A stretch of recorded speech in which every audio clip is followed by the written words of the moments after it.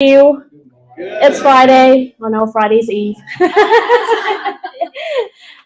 Just try to test you out. Again, my name is Cindy Vo. I am with Providence Title. For those that are new here, I have been in the title industry for about 20 years. I was in the mortgage lending 5 years prior. And my passion has always about education because believe it or not, I was an immigrant over 33 years ago. I never had opportunities to, go through college or graduate from college. So I learned everything from bottom up, and that's what I always want to share, not only to realtors like you, but also to the communities, just to give back. So today, some of you have been in the whole series already from the beginning. Back in February, we started the introduction to commercial sales. Every month, we're going to have the commercial workshop on one specific type. Last month, it was on land development and construction. And of course, today is on multifamily. Before I start, what do you think about multifamily is? A lot of people in one building? A lot of people in one building. So do you think multifamily is on residential or commercial or both? Depends. That's right. That's right. Okay. Let's find out, right? Okay, registration, slide deck. Oh, sorry. I don't know if it's ready yet. I don't know if it's ready yet. Because that one was like. Yeah, they're updating right now. So we'll come back to the slide deck, I promise. Here's the Q&A. We'll do that later. All right. What is a multifamily? Multifamily can be in both residential and commercial. Okay. For residential, it's duplex, triplex, and quadruplex, right? That's why we have the contract is 124, 124 units, right? On the tract residential contract. When it comes to commercial, as you know, it's a totally different animal, right? As always, there's so many different types of commercial. And even just this one type multifamily alone, there's so many different types under the multifamily as well, right? So for the commercial, of course, all of us know as apartments complex, but there are 3 different types of apartment complex, right? And these are the terminologies that once you start doing commercial and multifamily, you're going to hear a lot. So I would try to remember and know what it is. First is we all hear like high-rise apartments, right? But I don't even hear about low-rise apartments, right? So there's low-rise apartments are also called garden apartments. These are 3 to 4 stories, 50 to 400 units, no elevators and surface parking, and they're in suburbs locations. So garden/low-rise apartments, okay? Then next is mid-rise apartments. Mid-rise apartments consist of between 5 and 12 stories building, 30 to 110 units with the elevator service and mostly in the urban locations. And then, of course, something we always hear about is high-rise apartments, right? 10 to 12 stories, 100 plus units, professionally managed. Over 40 stories are considered as skyscraper. Like in probably Dubai, never been there, would love to be there. Have any one of you been there? So these are some of the apartments types: low rise, mid rise, high rise. Okay. Then there's something called restricted multifamily. Restricted multifamily are involved with the housing, with the government, with the HUD, etc.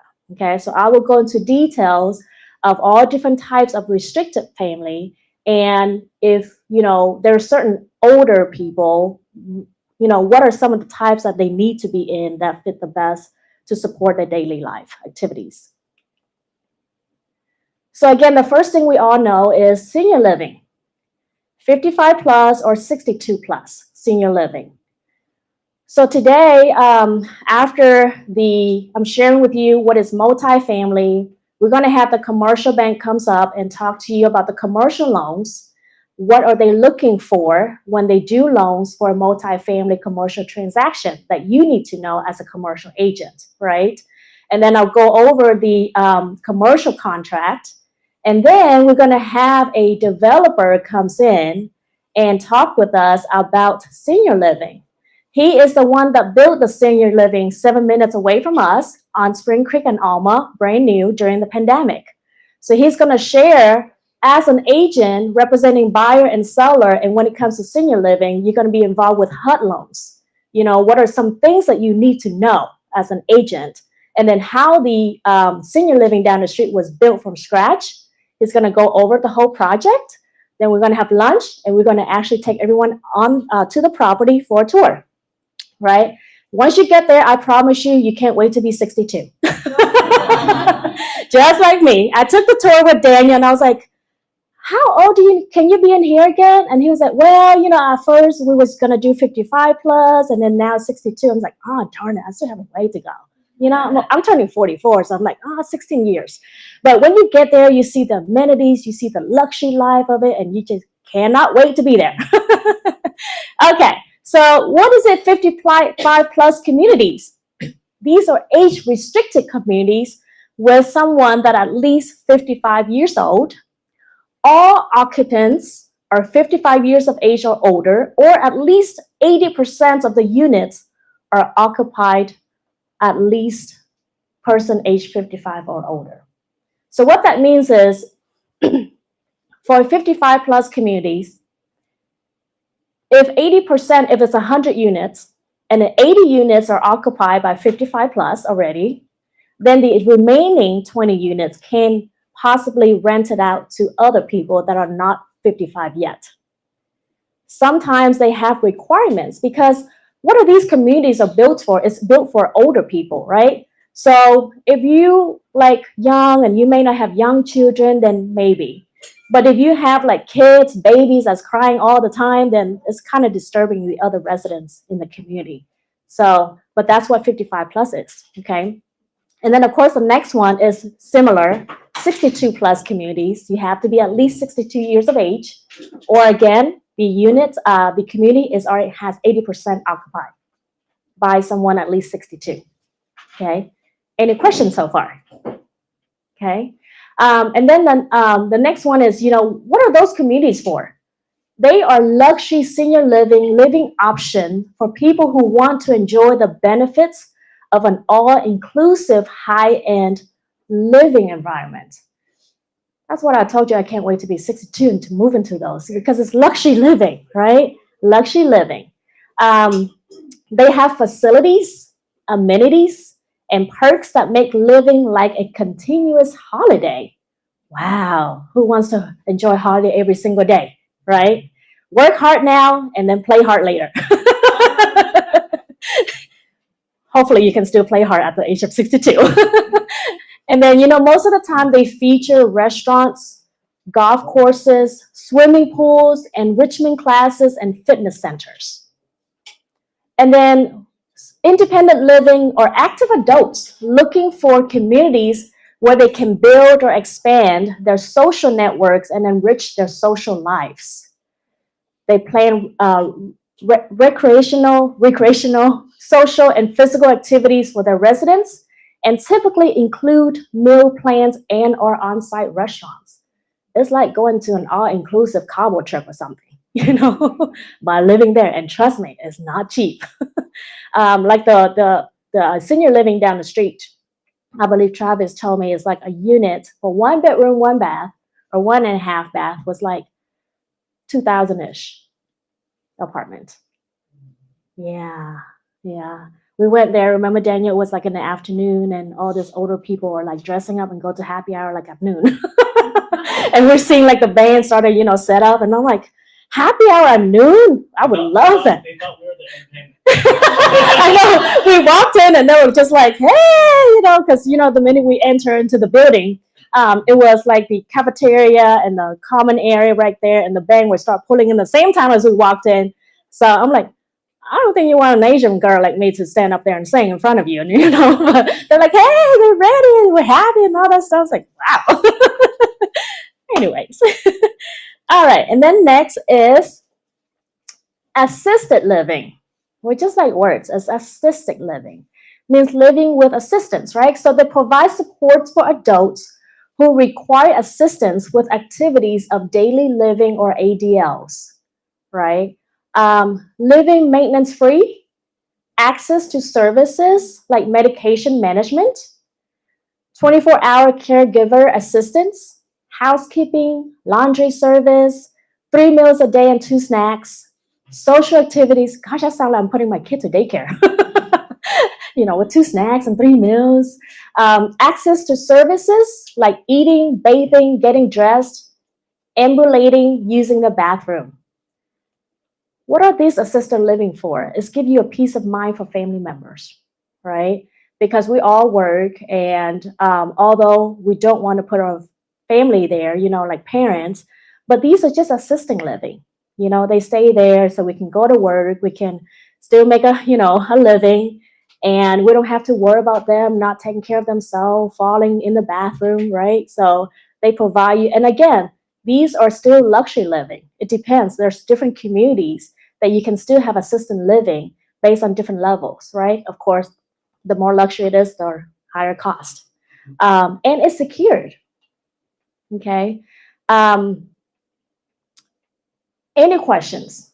So remember, keep in mind, all these are apartments, housing, and they're for rent.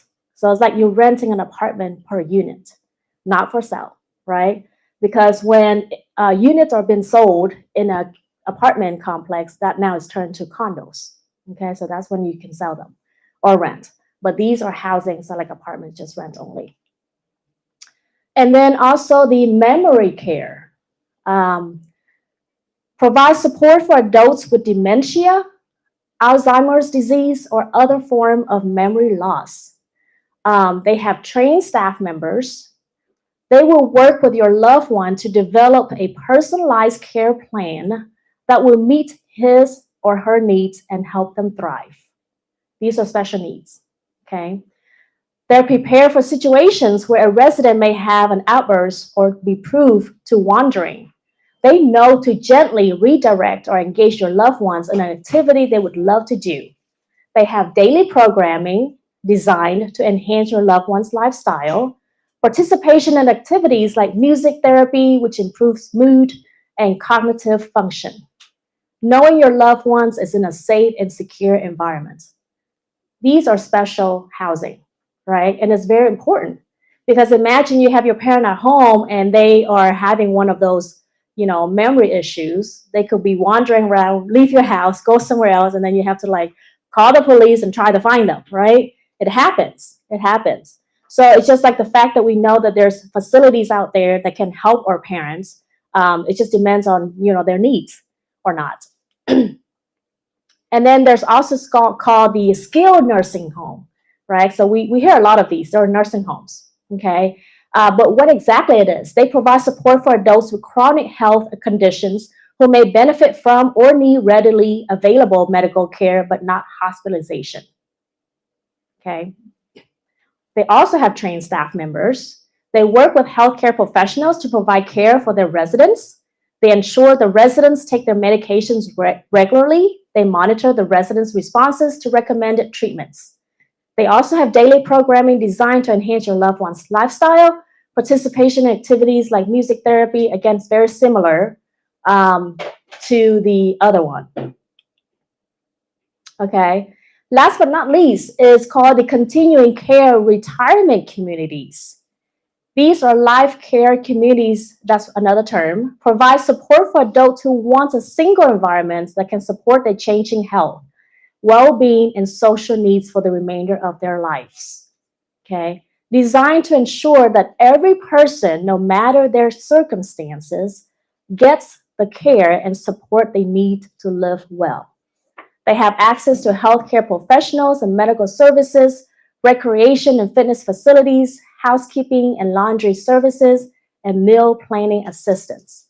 So most of the time when their health getting worse, they almost like the end of their life term, right? They don't want to be hospice or in the hospital. They just want to live in a facility where they can just enjoy life until they pass. That's most of the time they will be in the continued care retirement communities. Okay. Any questions? Which one would you choose? No, just kidding. You want to go back to the slide deck? Sure. Any questions before I go to the slide deck? I joke a lot, so don't mind me.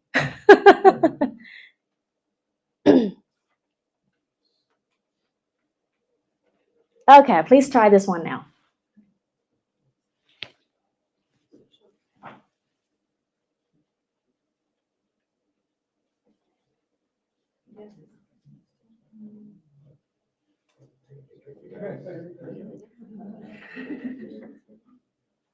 Daniel's taking picture of all of you that are taking pictures.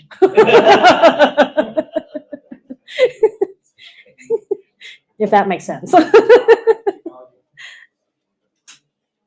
Does it work now? No? You got it? I think it's a little wavy, and that's why you cannot pick it up. Try the TV.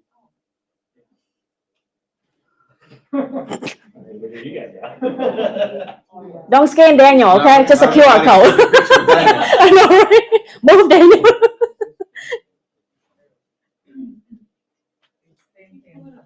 Thinking? Yeah. It's on camera. It's on camera.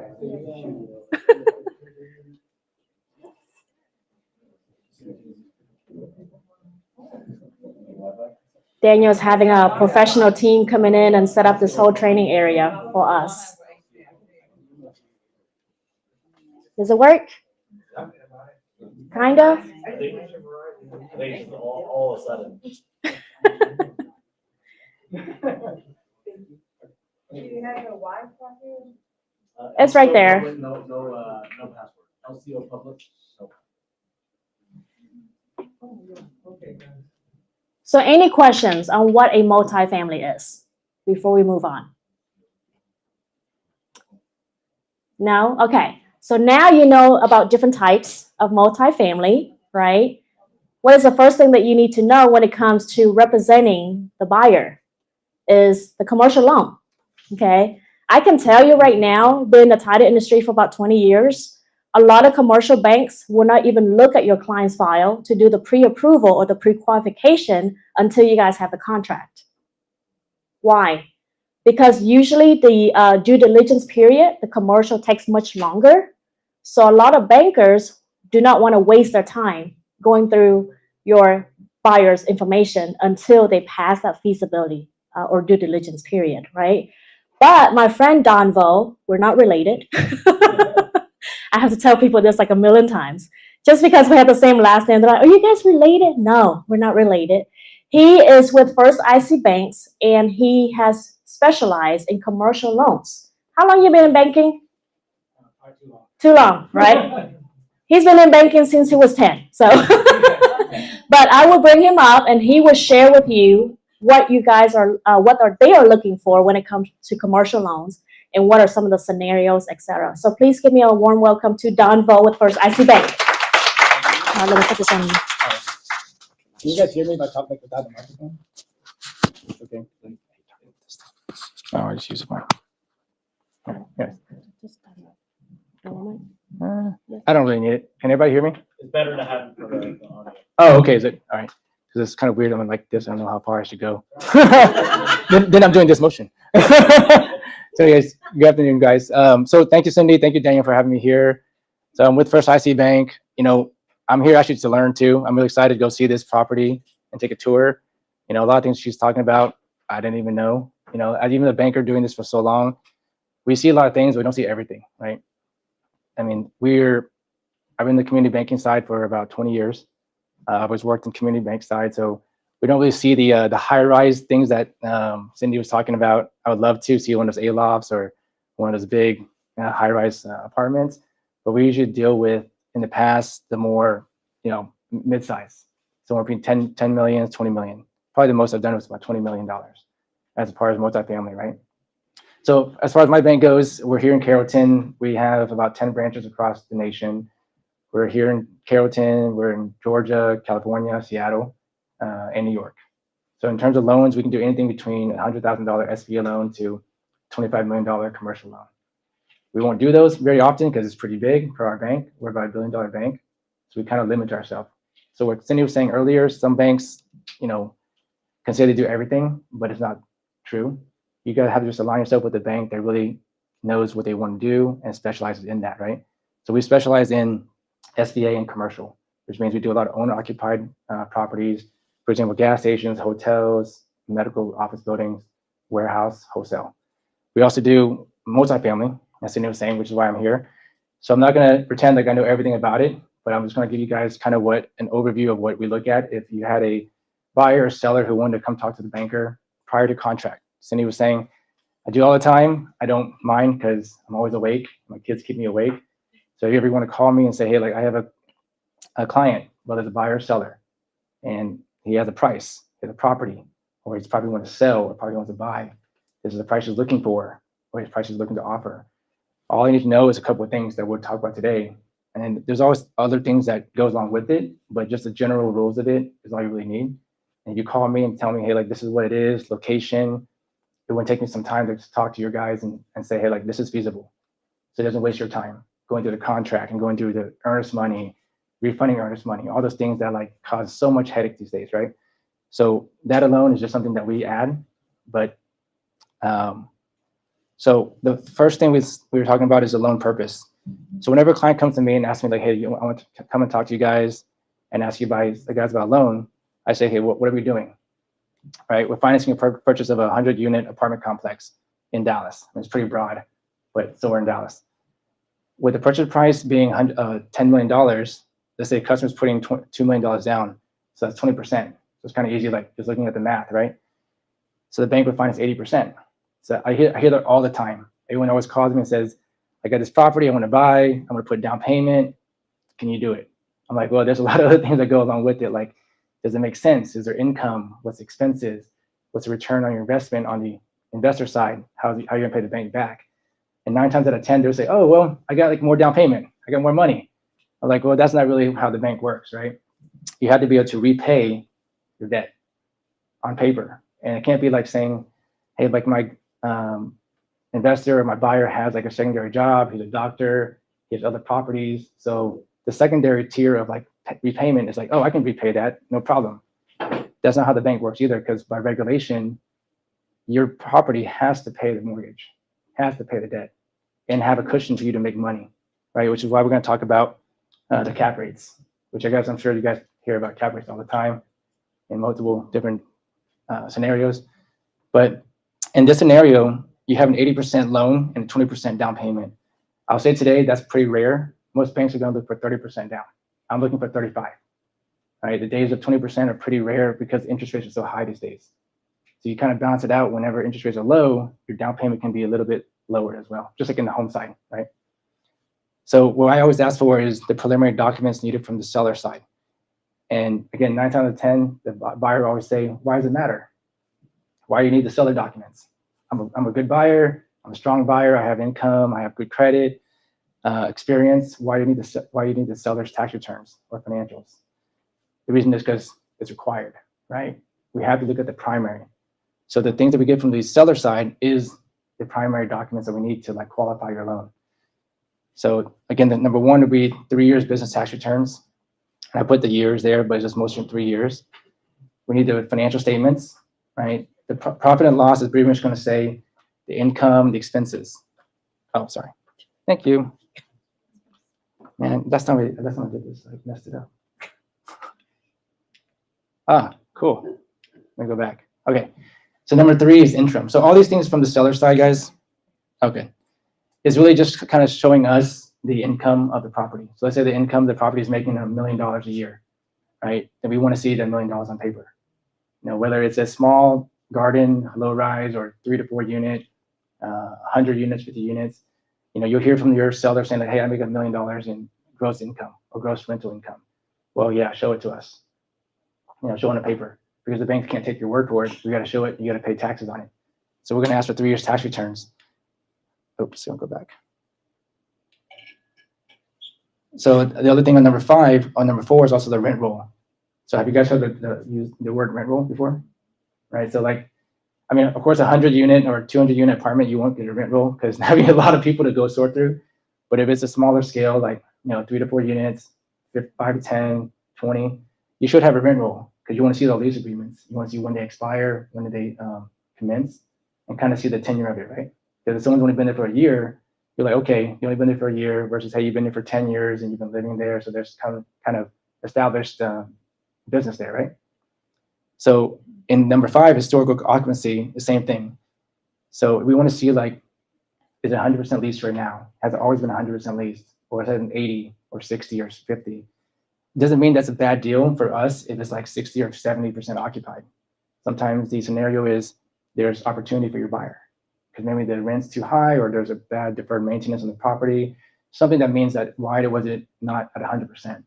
So for us as a bank, we could hear from your buyer or you as an agent that hey, he's at 70% historically. He was at 80 before, but something happened, or maybe there was like deferred issues, right? That could take it up to 100%. So we can always have a actual rent to a pro forma rent. So we can always make kind of do depending on the scenarios. So it's pretty important for us for the seller side that we understand like what happened before and what's happening now. The preliminary documents from the buyer, which is kind of like just general credit application, 3 years personal tax returns, personal financial statements, bank statements to verify source of cash injection, which is important for you guys because you guys don't waste your time if your buyers have no money. And then also management background. So these number 3 and 5 are really important for me because then this is going to tell me how they're going to manage that, how they're going to manage the property. It doesn't mean that if you woke up one day and you wanted to buy an apartment, you couldn't do it, or multifamily, you couldn't do it. I didn't wake up one day and just become a banker, so I had to get trained into it. So this one here would just tell me like your ability and the capacity of the borrower, the ability for them to say, hey, yes, I can manage it. I have time, I have the ability, I know how to do business. If they're the first time buyer, or they're like, hey, I want to buy a 100-unit apartment and I just got out of college or something, probably not. But if you're like, if you're more seasoned and you're like, you've had a business experience, you know how to do things like that, then it's okay. We kind of take small steps, right? Number 3 is going to be the personal financial statement, which it's going to show the buyer's assets, liabilities, kind of give us a snapshot of who they are, right? See how much equity they have, how much credit card debt they have. Do they have so many cars? Do they have a home that has equity in it, or do they have like a bunch of debt to their eyeballs? So that's important for you guys too, because you guys don't want to work with a buyer sometimes that might have way too much debt and be underwater, and it'd be hard for the bank to qualify them, right? So let me go next one. So the main questions I would ask, first off, whenever I hear someone talking about multifamily, and multifamily also for me, this also applies to a lot of things like non-owner occupied properties. So the building we're sitting in today, considered non-owner occupied. So the cap rate applies to here. It also applies to the shopping center that you drove by here on Legacy and 75, right? Because they're investment properties. So essentially, multifamily, retail, hospitality as well, you kind of go based off the cap rate because it's pretty easy to understand because then it's all net income. It's not operating income. There's no margins. There's not a gas station where you're selling things, right? You're just collecting. So does everybody know what a cap rate is? We're all good? Cool. I'm sure Daniel already talked about cap rate a lot. So cap rates are basically for us, like if I hear a $10 million deal at 80% LTV or loan and 20% down at 2 million, and the cap rate's like 7%. To me already, that shows me that's not going to work, right? Because the interest rate today is going to be right 7.5%. So you look at what we look at next is this structure, right? So if we look at the same example, you have a loan amount of 8 million, the term 5 years, which just means balloons in 5 years. Amortization is 25 years. So mortgage is usually 30 years. Most banks will go 20, 25 years. Our bank will go 25 years. The rates is not awesome today, but it's 7.75% fixed for 3 to 5 years.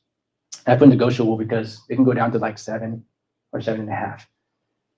Prepay usually is just because if you're going to refinance me or you're going to sell the property, there's a prepayment period. But in this scenario, with those kind of loan structure, you have a loan payment of $60,000 a month or $720,000 a year. So if you look at the same scenario earlier and your NOI is 800, that means your NOI is 8%, right? Because you take the $800,000 to the $10 million purchase price. So even at 8% NOI, or cap rate, sorry. This is the DSCR, would stand for debt service coverage ratio, which is all banks talk about it. And that's what we kind of go based off of. And the coverage ratio is 1.25, as you see kind of right there on the side. So it basically says like for every dollar of debt that you have, you should be bringing in $1.25 in NOI. So it kind of gives us a ratio between how much we can loan if we know this. So if I know this and I know the purchase price, I already know how much I can loan, right? Because the rates are not going to change much, like unless I go down to 5% or 4%, which those are COVID days.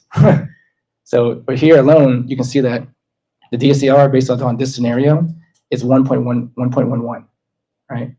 So that being lower, like right off the bat, just talking to you guys as agents or as a seller, as a buyer, I'm already telling you guys and your parties that the loan amount's not going to work. You're going to have to go down. You're going to have to increase your down payment to 3.1 million, plus the closing costs. Because with commercial, we don't roll in the closing costs. Closing cost is paid by the buyer. So the closing cost could be 1% or maybe $50,000, right? So 3.1 plus the closing cost, and our loan amount's only going to be 6.9. So from the original scenario, with the initial interview, and you guys talking to your buyers, they're like, oh yeah, I can do an $8 million loan, I got $2 million down, $10 million purchase price. But then the first thing you can ask them is, what is the cap rate? What's the occupancy? So if the occupancy for me,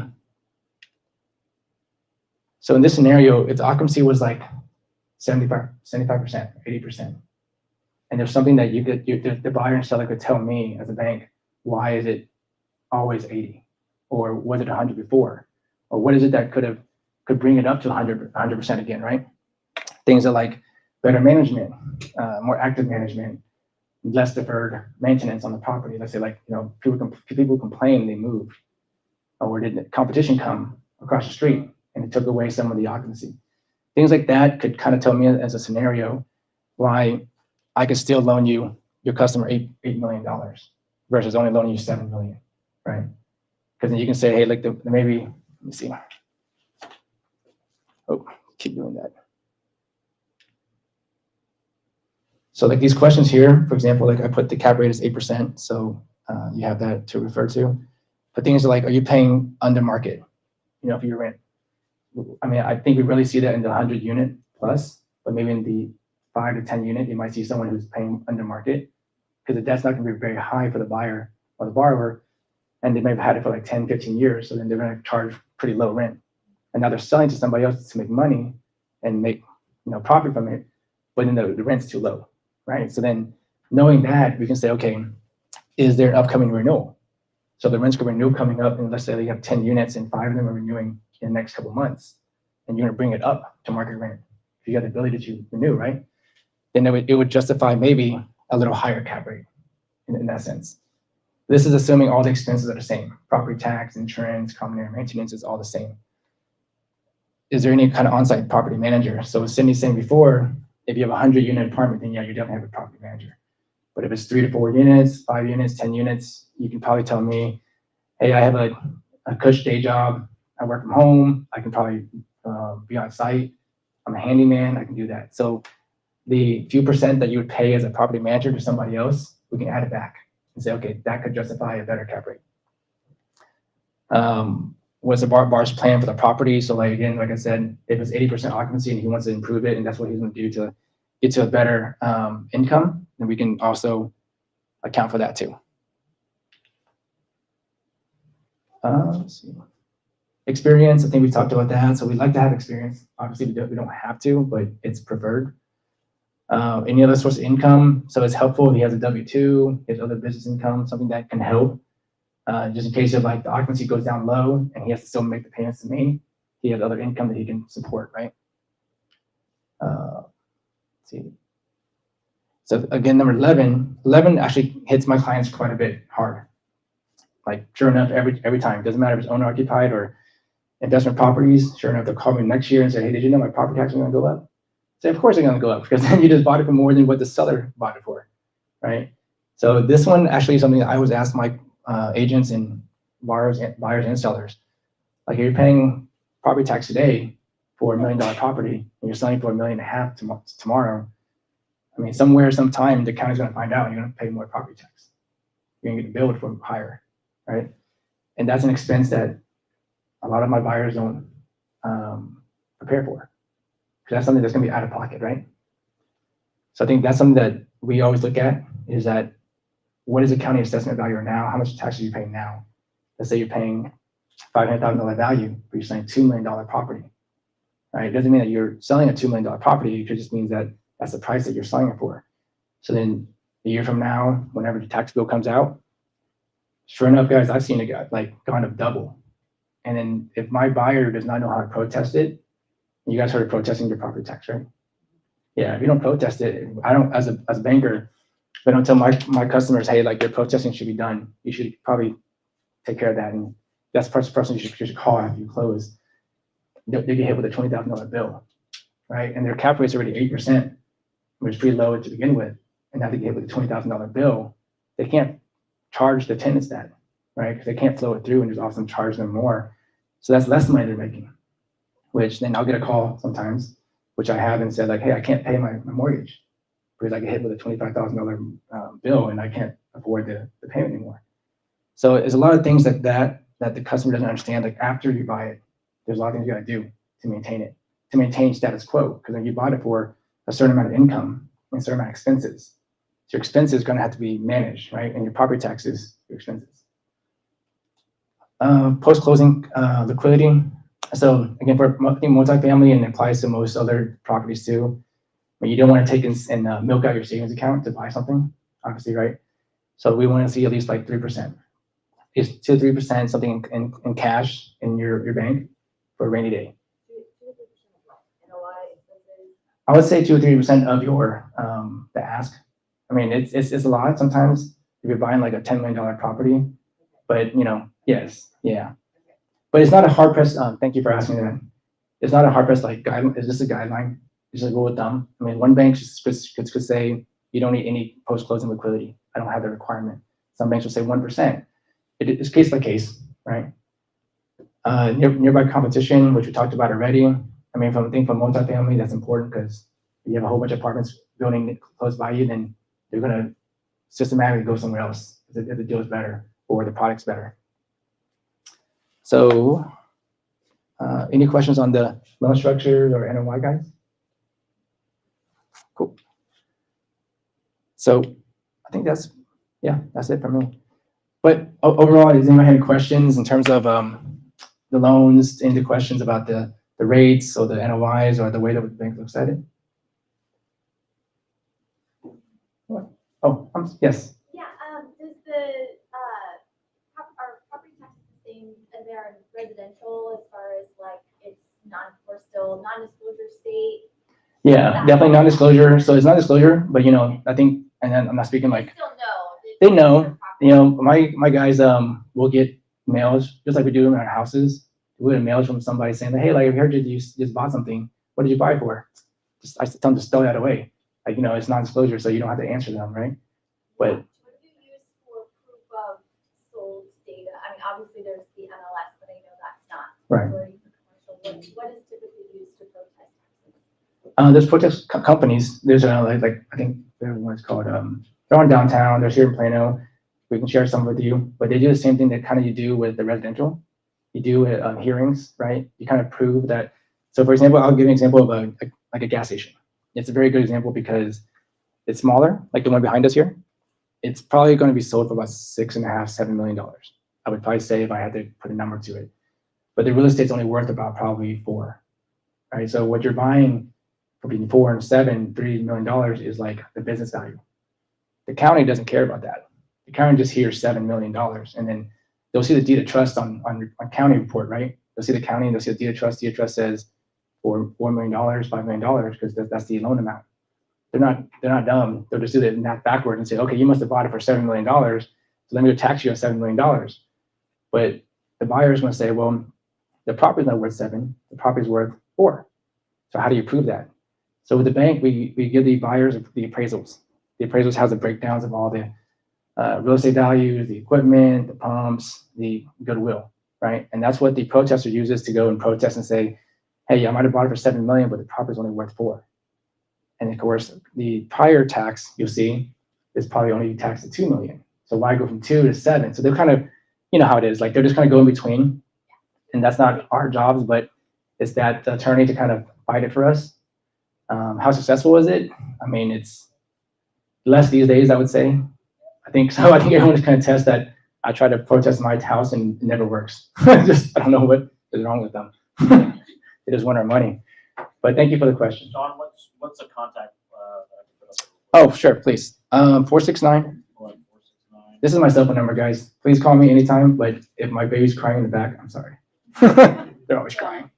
So the DSCR. Sorry, give me a second. 360 0784. And then you put my email address too, Daniel. What is it?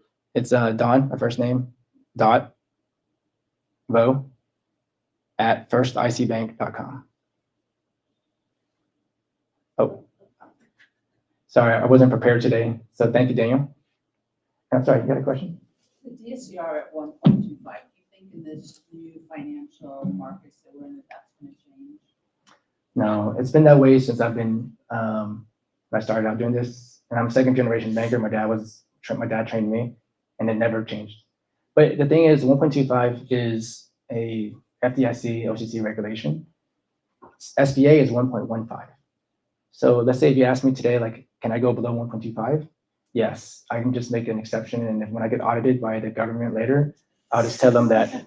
Oh, and no, honestly, it happens though, right? It happens that banks make exceptions.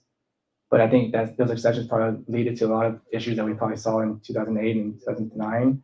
So the more exceptions we make, the worse the economy gets. So we're the bad guys. So we try not to. Yeah. I mean, some banks are at 1.35, to be honest. Right. Yeah. That was kind of my query. Right. Just underwrite to 1.65. Yeah. So I have a buddy in another bank, and he's at 1.5 for retail. So I said, pretty much, you're not doing retail then. He's like, no, I'm not. You know. But thank you. Any other questions, guys?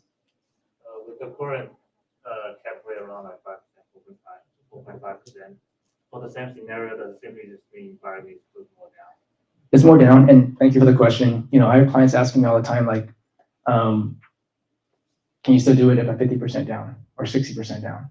Of course, because then the DSCR makes sense for the banking purpose. But I always ask them, how about your ROI? You know, does that money make sense? You're putting, let's say in that scenario, 10 million, you're putting almost $4 or $5 million down, or 0.5%. That $5 million will be earning a lot more money just in putting in a CD. You know, so I always ask them, like, because I always put them myself in their shoe. If I'm an investor, if I'm on your side of the coin, I'm your partner. I'm not your banker, I'm your partner. I want you to succeed. And if you can't tell me why you want to buy this at 4.5% cap when it's not really making money, then it tells me that we're not a good fit, right? Because somewhere down the line in years from now, when the property is not doing well, you're going to call me and say, hey, like, why did you enable me to buy this property at 4.5% cap, right? But again, to your point, sometimes the opportunity is there. You might be seeing something, or the broker or the agent or the seller or buyer might be seeing something that I don't see. For example, like if there's a development coming in the back of it and it's like huge and it's going to increase the value there, then tell me. Because then, of course, I'm just here in my office, lonely office. I don't know these things. So you tell me that there's an opportunity because there's 1,000 units coming back, or there's a warehouse coming here, there's going to be more, you know, traction there, and more, the demographic is going to change. And yeah, I can believe that. And I can get down with it, right? But you're still going to put 50% down, right? Because the actual you have to pay the bill, right? From month one, yeah, the bill's going to come, so you have to pay. Yeah. And how easy will seller going to provide for you exceptions? Oh, good question. They never want to. That's you know, they have to, because I think in your contracts you have the financing addendums, right? You guys have those requirements, so they might not want to, but I mean, as a bank, as using us as your advocate, you tell them that the bank is requiring it because we are financing and we're regulated, so you have to require it. Yeah, but yes, they don't want to because they don't want to show what they pay on taxes. Anything else, guys? What's your crystal ball on financing and commercial? Oh, I got to turn this off. I can't talk about that. I don't know. And, just we're seeing that the bid ask is coming closer, but Right. what's your take on the market right I'm gonna be mindful of that. I probably don't know. I probably shouldn't say too much because there's so many minds, so many heads. I think it's probably something we can talk one-on-one. I think we would probably have so many thoughts and process to it, but I'm kind of scared. Yeah. No, that's okay. Anything else? But feel free to call me anytime. I'm in Carrollton in the H Mart area. So if you want to stop by, just give me a call, give me a text. I'm honestly accessible pretty much the whole day, all day. So if I don't call you back, then I'll just give me a text and I'll text you guys back. All right. Thank you. Oh, shit. Sorry.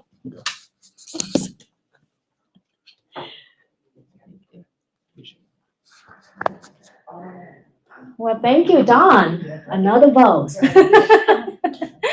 Okay, so I know there's a lot of residential agents here, so I just want to give you some terminologies, right? You hear Don mention a lot about NOI. That is net income ratio, net of net operating income. So, so basically the gross income minus all the expenses, okay? And then another thing is a lot of times your investors would always know about the cap, right? From the bank standpoint, sometimes they don't just look at the cap itself, right? They look at the NOI instead. So as an agent, a lot of you will be working with investors, right? Investor will ask you a couple questions and that's it, okay? First of all, as an agent, you will ask your investors 2 questions when it comes to multifamily, right? Are you looking for called value added property or income generating property? Okay, income generating, of course, is already has income, mostly fully occupied.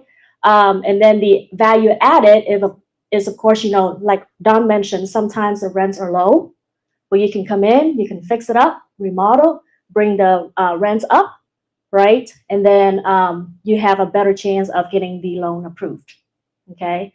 But with the investors, they only know a couple things. First is, what's the cap? How much is it sell for? What's the occupancy rate? That's pretty much it, right? Now, remember, again, I mentioned this over and over again, it's commercial. So it's not like you can go on MLS and just pull the comps, right? You need to look at the surrounding areas, but a lot of times because commercial, the volume of the commercial inventories are not as much as residentials. So sometimes if you look at the multifamily in that area, there's no other multifamily in that area has been sold lately. Utilize a banker like Don. Because why? Like he said, when you call him and say, hey, you know what? I'm representing my buyer. We're looking at this apartment complex in downtown Dallas or something like that, right? The seller is asking for this. And these are some of the information that I got from the listing agents, like the expenses, the leases, the income, all that stuff. From the banker standpoint, how much are you guys willing to do the loan for? Right? And like he said, if his normal program is 20% down, he will run the comps. And trust me, Don knows pretty much everything around here. I've been a banker for so long, and especially in the second generation, he knows a lot of properties around here, right? He will pull it up. He will tell you, okay, from the banker standpoint, we're looking to do the loan 80% for this is like $5 million. And then the seller's asking for $6 million. So you can use that and then go back and say, well, you know what? We run by the bank and, this is what we would like to offer. At least it gives you some idea to start, right? Because it's not easy to find the comps surrounding it. Can you repeat again what is the 2 questions you asked? You said one is, are you looking for value added? Value added or income generating. Yes. A lot of investors like the value added better, especially they are experienced investors. Most of the time they already have construction or contractors working for them, and that's their cup of tea, right? They like to go in, they like to remodel, fix up the apartment complex, and then raise up the rent. So it's called value added. Yes. How easy is to not get rid, but let the tenants that there go. And so it can do that and bring new tenants that we pay more. It depends. I'm not sure about that. But I know that one of the investors that we work with, so he has like 20 units in Houston, mixed condos and townhouse that he rented out. And then at one point, some of the tenants leave because the lease up, right? So that's when he was like, you know what, since they leave, I'm just gonna go in and I'm gonna fix those units first. And then I raise up the rent, and then he'll let the old tenants know either they can come back or he help new tenants. And then once they move in, he does the same thing on the other. Or sometimes, for the empty units, he moved the existing residents out in there temporary and then fix it up, right? Yes. I just want to add, so multifamily, it's residential in a sense because you have annual rents, you sign a 1-year lease typically. Versus a shopping center where 5-year, 10-year leases, a little bit different on the value add. So a lot of people like the multifamily because there's an upside where you can inject capital and you can kind of time it better because it's just annual rents, right? It can be staggered. So it's a little bit faster in a sense. And what about Section 8? Is it easy to terminate with Section 8? I'm not an Section 8 specialist, right? It's pretty easy to get your property to be Section 8. You just need to register it with the county. So for instance, if you want to do like that, which is Dallas Authority, DHA, Dallas Housing Authority, you would just go to the DHA office in Dallas. As a landlord, you would register your property, and they already have a sheet printed out per zip code as far as how much they're going to pay for that zip code. So as long as the landlord is willing to participate, or the landlord has designated you as the property manager, then you can go sign up for it. And it's all done through the app. They're not doing anything through paper anymore. Everything is done through the app. So they're just going to give you a stack of notebook paper that you're going to read, and they're like, go to the app and register, and then you can select your tenants through the app. Experience right here. Yes. Have to, as a landlord, take certain classes and all of that kind of stuff. I'm sorry? As the landlord or as the owner, don't you have to actually take some classes as well to be registered? Yeah, you have to be Yeah. certified. Yeah, I think it's like a little short video, or like you have to register. But it's going to be in that packet that they give you. Yeah, there's a website. You can go into each city and they will let you know in that zip code how many bedrooms is getting paid how much through Section 8 housing. And then, so let's say if they only qualify for 1,400, but you want to rent for 1,600, then the tenants will pay the difference, right? Some of my investors, they love Section 8 housing because that's secure. Lots of time, the renters, if they're not go through Section 8 housing, they seems to be like messing up your house, when they leave. But through Section 8, because most of the time they won't do that. Because if they do that and you report it to the Section 8 housing or, like the housing authority, then, they're going to have bad records on there and they won't be able to get another home. So if I don't like to do rental properties, but if I would, then I would go through the housing authorities because it's more secure. Okay. All right. So we'll get back to your question about tax because we have tax experts here. But yes, back to the protests. You can easily file the protest either residential or commercial. You just need to provide them proofs. On residential, me personally in the past, I tried a protest of $50,000 different. It's only $300 difference, and I'm like, I'm not going to waste my time go through the hearing. So I'm like, okay, you can have my $300,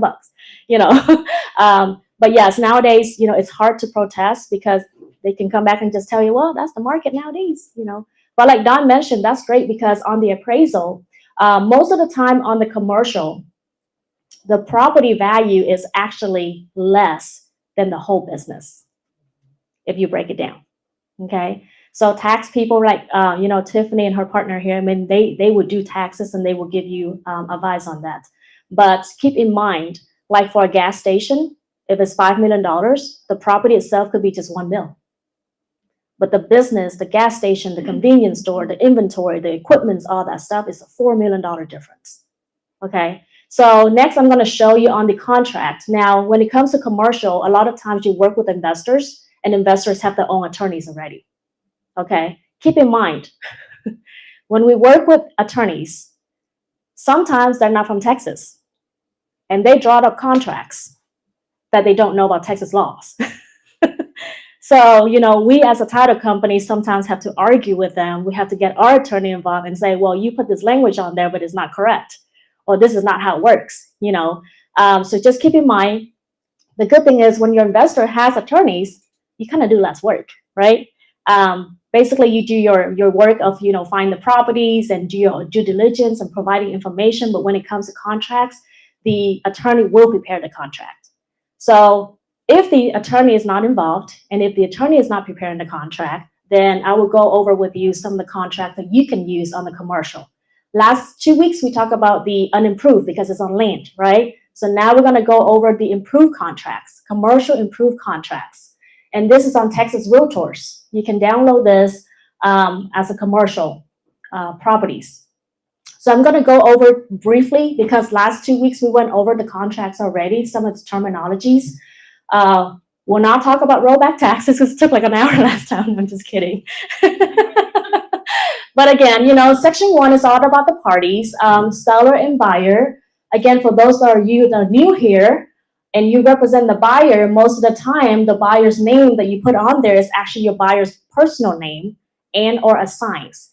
Because each property, each project that they're purchasing, they will form a new entity. Okay, for tax purposes, a lot of time they will need to it's better for them to do a separate entity for each project so they can separate them out, okay? So if that's the case, then you can put like Cindy Vote and or signs. And then down the road during the process, before closing, when they form a new entity, then they will tell you what the name is going to be. Then you will do the amendment, changing the buyer's name from Cindy Vote to Cindy Vote LLC, or whatever, okay? And then, of course, when they work with the bank, they need to provide all the entity docs to the bank and also to the title company to review and approve to make sure who can sign on that company's behalf. So just keep that in mind. Section B is property. Make sure to include a full legal description to avoid any issues. Why? Because sometimes a property could lie in between 2 different counties.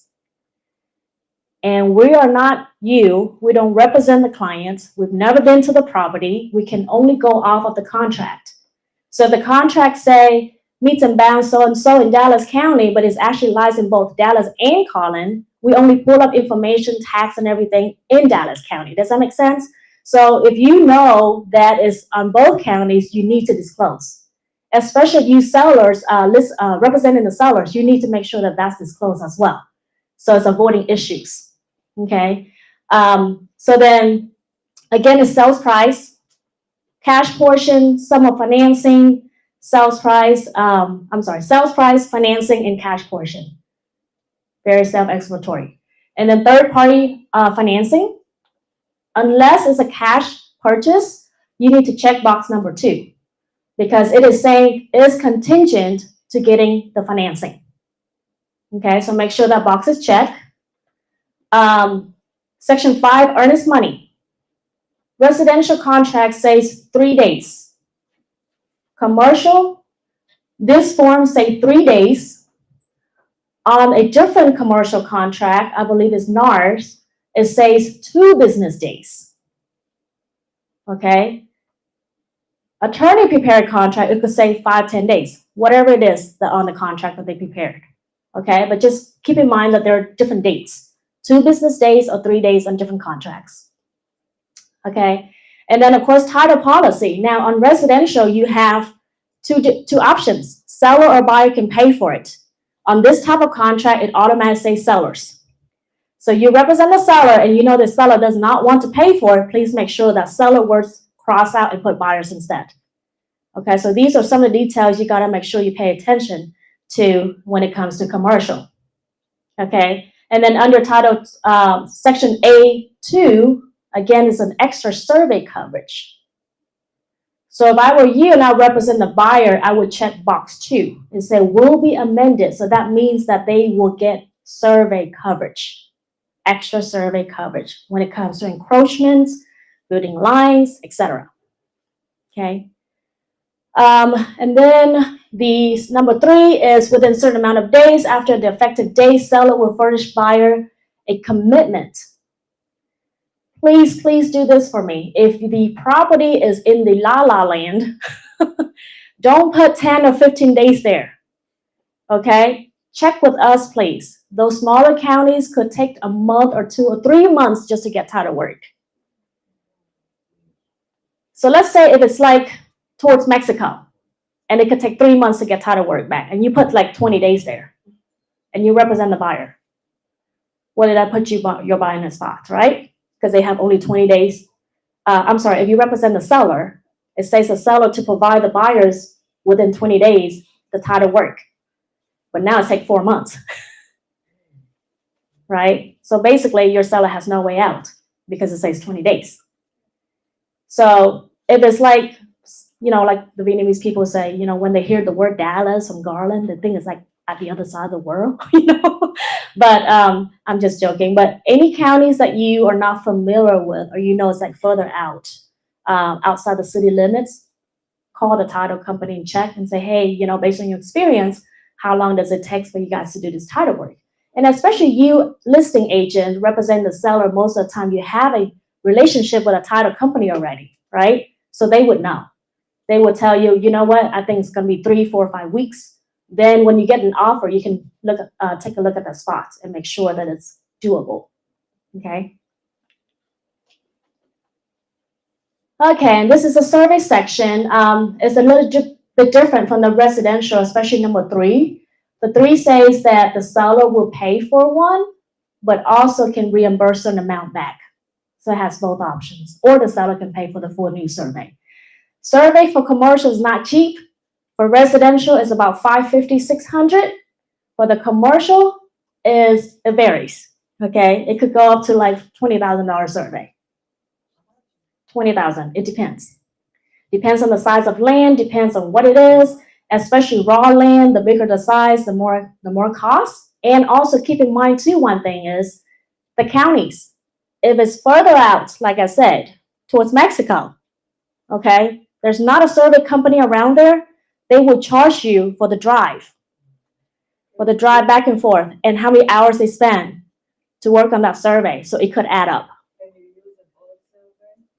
Of course, if there's one, but it has to be approved by us, right? Title company and the bank. Most of the time, the bank don't care about the survey as long as a title company approved, because we're the one that insure it, right? So, but yes, we can use the existing survey. Some title companies out there will not use any survey that is more than 10 years old. Same on residential, but we will, as long as we have confirmation from the seller that there's no changes. Okay, and then everything is okay. The company that did the survey did not, went bankrupt or whatever, right?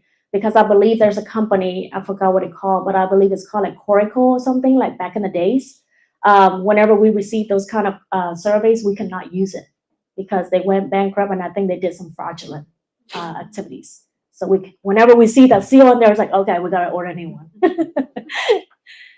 Okay, commercial UCC search, right? Every time you submit a contract to the title company, we do the title search, but that doesn't mean we do the UCC search.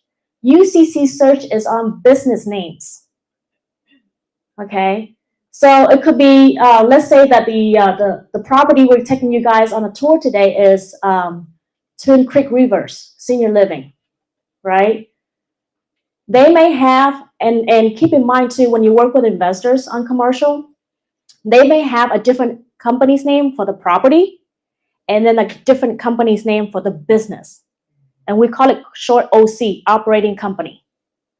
Okay, so the business name and the property's name could be 2 different names. So just make sure. And when you work with investors, a lot of time they will tell you it's Cindyvo LLC, and you would assume that is the name they own for the property, but that's not the case. That could be just on the business name. I may have Cindyvo 2 LLC that is vested on the title for the property. Okay, So make sure you go on CAD for that county and see what's name owns on the property side. I get that a lot, especially gas station and retails. They have a separate name, but they always go by the business name, right? So let's say Chevron, they put Chevron on the contract. Well, we're like, okay, we can't find anything under Chevron. And it could be like Cindy Vo Corporation. That's who owns the property. And that's what needs to be on the contract, not the business name. Okay. So the UCC search is when we search and see if there's any liens filed against the business. Okay. So both things. So make sure that is checked on there too if I were you representing the buyers. And of course, the D section is the objection. After your buyer received the title work, which means the title commitment, the tax certificate, all the restrictions or Schedule B items, the survey, they have certain days to object to it. Okay, and then the seller have certain days to cure it, and then the buyer can object again before it's terminated and the earnest money released. Okay, so that's what it's for. So it's right there, 15 days on this contract, but it could vary. Property condition. What does the feasibility period means in commercial? That's option period. On NAR's contract, it's called inspection period. So you need to know all these terminologies. Feasibility, inspection period is similar to the option period. But you hear this used a lot by both commercial banks and investors and commercial agents. They call it due diligence period. Okay. If they use the word due diligence period, make sure you clarify which one, because there's a contract due diligence period and there's also a financing due diligence period, right? But they use the same word. So just make sure.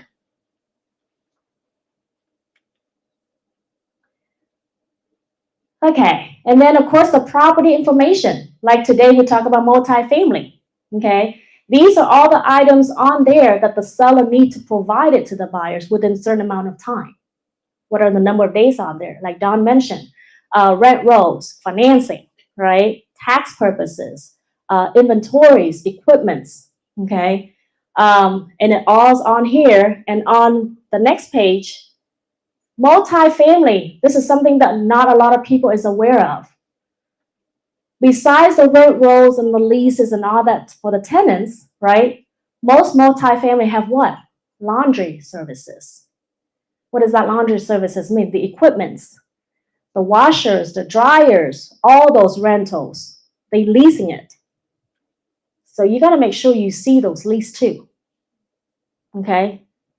Just like residential, a lot of people are not aware of it when it comes to solar system. Solar system put a lien on your property the minute they install it. Do you know that? Yes. Not only that, but they also file the UCC. Yes. On solar panels, they also, if you're selling the property, you have to make sure that the new buyer can qualify to assume the loan if you're not gonna pay off the solar panels when Yes. selling the property. Yes. And if you represent the seller and you list it on MLS, I would suggest you disclose that as well.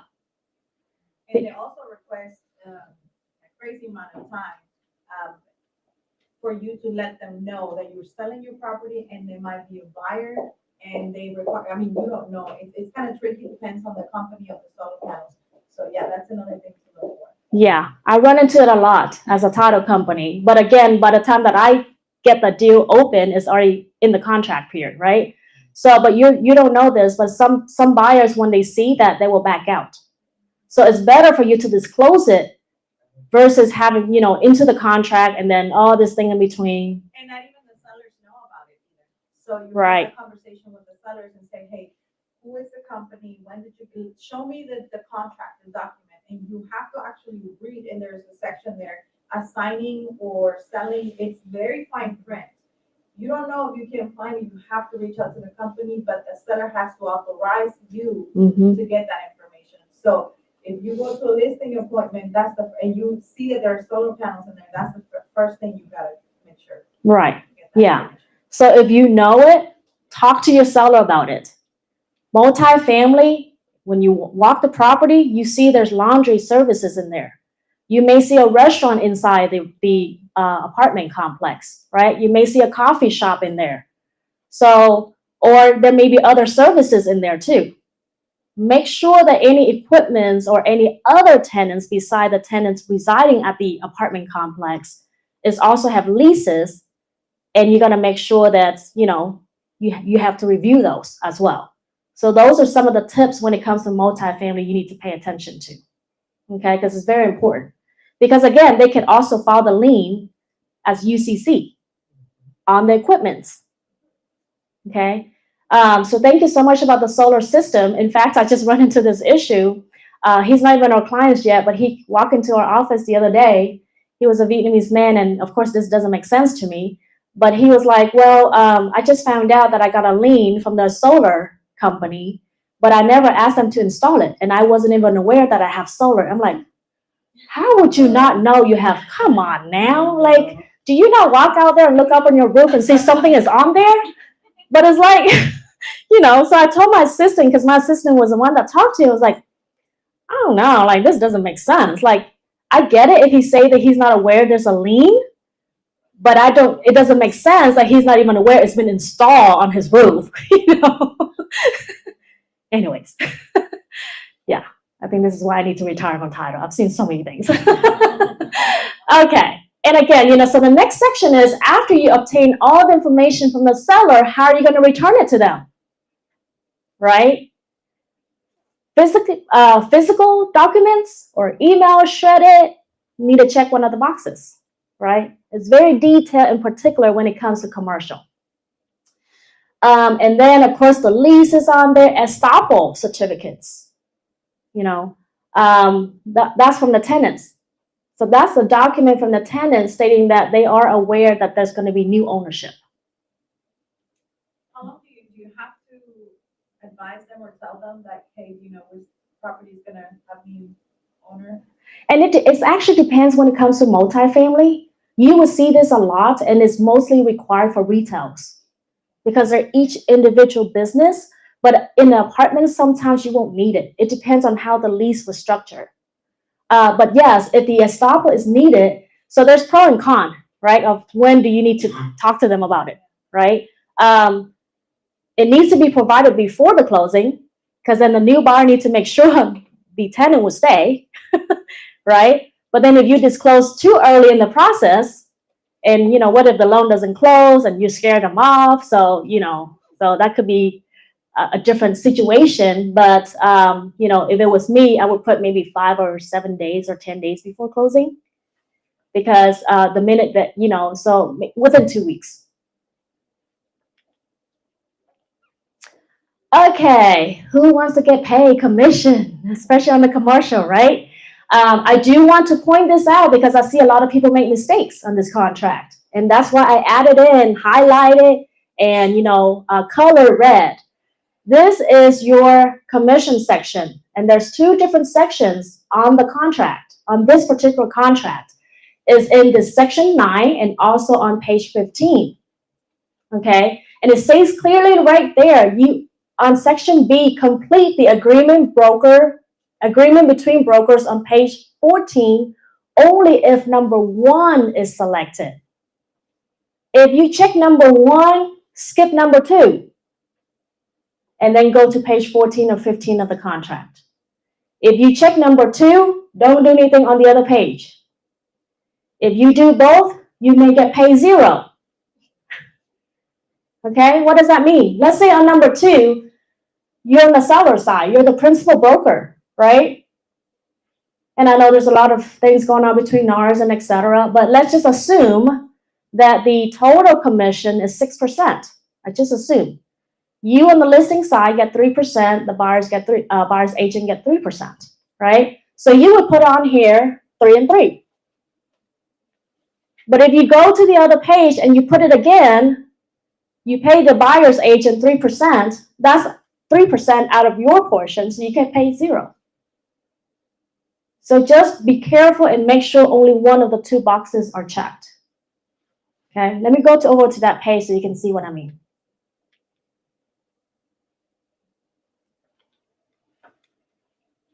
Right there. You see right there? If you check box 1, then you fill this out. If you check box 2, don't fill this out if you want to get paid. If you want to do charity work and don't get paid, then fill both places out. Okay, so be careful, please. So let's go back to the commission and then the closing. Of course, on the residential contract, it just say on or before a certain date, right? For the commercial, it gives you options. Either a certain amount of days after the expiration of the feasibility period, or you put an exact date in. So one of the two options. What is typically, how many days? For multifamily particular, right? So I always say this, commercial is a different animal. It's not like residential where you close like in 21 or 30 days, right? It depends on the property itself. Normally it's 3 to 4 months. Land could take 6 months to a year. For multifamily, again, probably about 3 or 4 months. Sometimes I've seen it like 45 days for smaller apartments, like 10, 20 units. And it depends. If the sellers and listing agent are providing all the information to the buyers, and the buyers kind of run by the bank already and got the pre-approval, then you can close probably like 30, 45 days, like residential. But you said sometimes it takes a long time to get the title. Because, yes. So again, there's a lot of different features involved, right? That you have to look at it too. So we close in Mahia, I think that's how you call it, Mahia. Some people call Masia. I was like, okay, I know that's Spanish, so you can call the X is an X, Mahia. Anyways, but believe it or not, we close that within 45 days. Mahia apartments. Okay, and it's booming. So one of our investors has been purchasing apartment complex directly from the city government, and then he fixed it up. And then he bought a piece of land that was like 2 acres of land, but it has a tiny house on there, but it's like in the middle of the commercial zone. So he bought that. He asked the city to rezone to commercial, and now he's going to build multifamily on there, and they approved. So it's very easy. For startup investors, it's easier from my perspective that you start up with, like the smaller cities, because they're so easy to work with because they want the city to grow, right? So yeah, so that's that. And then let's see here. Possession, seller's expense, special provisions. Again, we always been told, don't put anything there, right? Because you're not attorneys. If you have to put something there, make sure you have in writing. Okay. And then of course, all the fees right there, rollback taxes, if they change the purpose of the usage, then there could be rollback taxes. There's a default section, and there's, other attorney fees you will use, work the most with them. And then here, most of the time, your seller would go through 1031 exchange. If they don't, it could be because of tax purposes, or they don't even know what 1031 exchange is. So you, as a listing agent working with your seller investors, need to understand what 1031 exchange is, and then send them over to the 1031 exchange expert so they can get advice. Because what that means for you, from 1 closing, 1 commission, to 2 closings, 2 commissions. Why? Because when they go through 1031 exchange, they have to purchase another property within 6 months. So that's 2 closings, okay? Or it could be more. They can sell 1 property, they can buy 3 properties. Believe it or not, I close a lot of gas stations, and sometimes my gas station owners don't even know what 1031 exchange is. So when I share with them how they could save thousands and thousands of taxes, now I became their hero. Because they don't know. Think about 30, 35%, on $4 or $5 million, right? $4 or $5 million, their loan, mortgage, or whatever could be 1 or 2, because remember, business is more than the property itself, right? And their balance on the payoff could be less. So they have all this capital gains, so they're paying tons of taxes. I don't expect you to be an expert, but at least know some of the information so you can direct them to the right person. 45 days identifying period and 6 months total to close. Okay. If you need it, I will refer you to an expert. Okay. So, and then, what is the seller's aware, what they're not aware of, etc. And then notices here, I'm sure that those boxes can be checked on section 20, because I'm sure nowadays everybody will allow you to use emails, not like you're going to see them and hand them the paperwork and sign. I still see them though, actually. One of my clients right now, the agent, every time he needs something to sign, he had to drive 2 hours to the seller to get it signed, and then drive back 2 hours and you give it to the buyer to sign, and then hand it over to me. So then during the feasibility period, they negotiate, and there's a lot of change, and you got to drive back out again. I was like, man, I better charge him like double because of my gas and mileages. But, sometimes you just have to do what you got to do, right, to assist your clients. And then, of course, under section 22 are all the addendums that need to be attached. If there's a loan, then you need to attach the financing and others financing as well. All right. E, section E, buyer may or may not assign this contract. Remember what I mentioned as the buyer's name on page 1. And or assign, right? And or assigns could mean 2 things. One is if the buyer is a wholesaler, they can assign from their personal name to someone else. We also use the term and buyer if it's wholesale. And wholesale is not only just residential, it works in the commercial as well. But most of the time, they assign to the new company's name for that particular project. So make sure you check that box, okay? And then so see here, additional notices, contract as offered.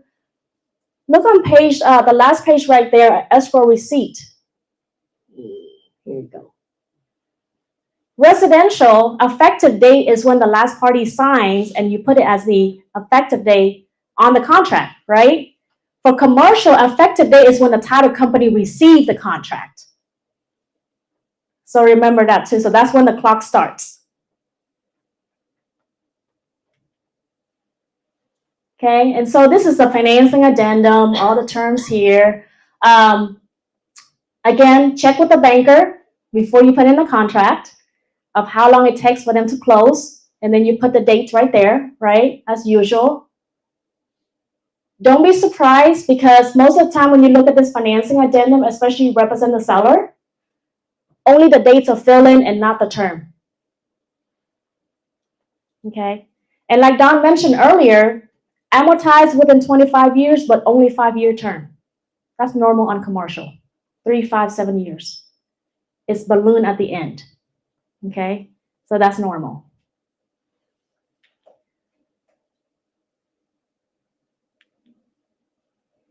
That's it. Any questions? Are y'all bored? No questions. Wow. Okay, awesome. You make my job so much easier. So, of course, today's topic is multifamily. And as I mentioned in the beginning, there's restricted multifamily, right? And one of them is senior living. And I share with you what senior living is, right? So now I want to bring up this special guest. He's developer and he specializes in restricted multifamily. He usually builds from ground up. So he's going to come up and share with you what things you need to know when it comes to senior housing. And he also share how he built the senior living down the street. Not down the street, I'm bad with geography, 7 minutes away from here. How he built up. And he's also an attorney himself, right? So please help me give him a warm welcome to Travis Thompson. Let me put this on. Oh, okay. Here. Okay. Thank you, Cindy. Yeah, howdy, everybody. So as Cindy said, I'm an attorney here in Texas. I started off in real estate. My dad was actually a general contractor. And so sort of got involved in real estate at a young age, kind of being on job sites, sort of learning from him. I went a different route. I did the finance legal route and sort of development route instead of construction, because construction, if you guys have been involved in it, it has, especially for the general contractor, it has a lot of pitfalls. And so especially, you guys may have seen during COVID, a lot of GCs had real problems. And so I got involved in really, I did my undergrad in finance. I got involved after undergrad with Andrews Kurth downtown, which is a law firm in their commercial real estate department.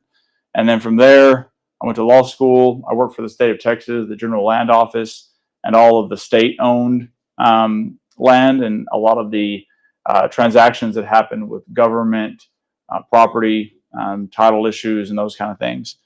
From there, during the recession, I got on with a distressed commercial mortgage-backed securities group, and I worked with their general counsel. And I don't know if you know what CMBS stuff involves, but effectively during the recession, when commercial jobs would go bad, including multifamily and those kind of things, when they would go bad, they go into special servicing. And our group invested in the tranche of bonds that would have the right to service those bad loans. And so what happened to them was kind of, how we would orchestrate it. So from there, in 2014, 2012, or 13 or so, I went off on my own, as they say, kind of hung up my own shingle, doing everything from property tax appeals to whatever kind of real estate related business that I could get for my law practice. I did my first development in 2000. We closed in 2014. It was an assisted living and memory care facility. And then since that time, we've done several other commercial jobs, office, condominiums, townhomes, another age-restricted project. As an attorney, I've been a consultant and counsel to several other multifamily jobs, as well as age-restricted multifamily. And that's really what we're going to talk about today. I'm happy to answer any questions regarding financing, what we call the capital stack, how developers are organizing their debt, their equity, the guarantee piece. All these things sort of come into play. As it would be relevant to you guys, I really think it's all relevant because the more information you have, the better you are going to be at your business. I mean, everyone in here is involved in real estate in some capacity. And so I think this is all going to be good information for you, at least to have in the back of your mind to understand kind of things from our perspective. So I'm going to go more into senior housing specifically. Let's see if this works. Okay, so this is kind of a loaded slide here. But first of all, does anyone know what senior housing is? Have you heard that term? I'm sure. So senior housing, seniors housing, it's sort of a blanket term. If you go, which we've done, had to go before city council on multiple projects for zoning. Sometimes senior housing, you just think, well, that's for old people, right? There's no real difference in a lot of people's minds between a nursing home and what we develop, which is active adult, which is basically just an apartment, but for people who are over a certain age. And so there's a huge spectrum of services and lifestyles that are offered under the umbrella statement of senior housing. So first thing, let's talk about for rent. All right, so for rent projects, by and large, most senior projects, whether it's assisted living, memory care, nursing, whatever, is going to be for rent. Very seldom are you actually going to be purchasing that next home. Now, those do exist, but we'll talk about that in a minute. But yeah, for the most part, though, you have market rate. That means the senior facility is going to be charging as much as they can, as much as the market will bear for that rent. In fact, typically their lender is going to require them to charge as much as they can for that market, because obviously the lender has skin in the game a lot, and so they don't want any sort of discounted rents or anything like that. There's another program, usually it's just referred to as a tax credit facility. They have them for traditional multifamily as well as for senior multifamily. I don't know if any of you have ever heard of that, but basically income restricted rental housing. And so it's a program, and again, this is something that just to give you this information. So a developer will go in and they will, rather than putting up the equity to finance the project, they will actually get the equity from tax credits. And so the government, the state and the federal government work together to ensure that a certain percentage of those units are for income restricted residents. But then the actual financing of the project is done with almost dollar for dollar of investors. Effectively, they invest the money, but then they get a dollar for dollar tax credit on the back end. So then those tax credits are sold sort of on the open market, like notes are sold or anything else. And so it's pretty, it's an interesting way to develop. And there's a few places. Evergreen is one. Is a really well-known development group that has I don't know how many facilities in Texas. So if you guys are encountering clients that they have a really they have a fixed income and they are really trying to watch their dollars on their next move, or they want to space out their let's say they sell their home and they have a nice nest egg, that whatever they sell their home for, that's not going to count against them as far as their income and qualifying for a tax credit. So they could sell their home for $1 million, but if they're only making $30,000 a year from Social Security or $50,000 from Social Security, they might be able to qualify for a tax credit facility. So Evergreen is a really big one, but they're out there. They're usually really hard to get into, but they are out there.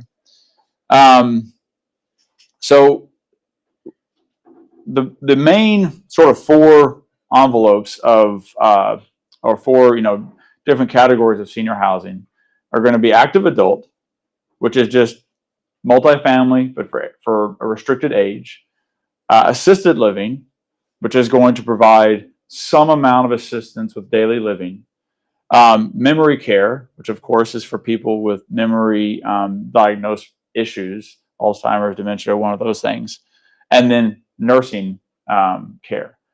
The only difference with nursing care is effectively at that point, it's for all intents and purposes like a hospital. That means they cannot eat on their own and they generally cannot go to the bathroom on their own. And so that's what differentiates that. But assisted living, memory care, active adult can sometimes be in the same complex. I'm sure you guys have seen Highland Springs, which is that gigantic development by Erickson Senior Living off of George Bush in Plano. They have everything. That's what you call a continuing care retirement community. That one, and we'll talk, I don't know if I have it up here, but that one specifically, it is a nonprofit. Nonprofit is a little misleading because it's what they call a buy-in community. So a resident says that they're interested in living there for the rest of their lives. Right now, they're independent. They drive on their own. They cook on their own, everything. But over the course of time, they recognize that they may not always be so independent. And so they put up usually a sizable, you can call it a down payment. I think they call it, they have different terms for it, but effectively it's a buy-in. So you pay anywhere between a couple $100,000 up to $500,000 to buy into this community. That's not the cost of living there. That's the cost for the right to rent there. And then you rent at market value.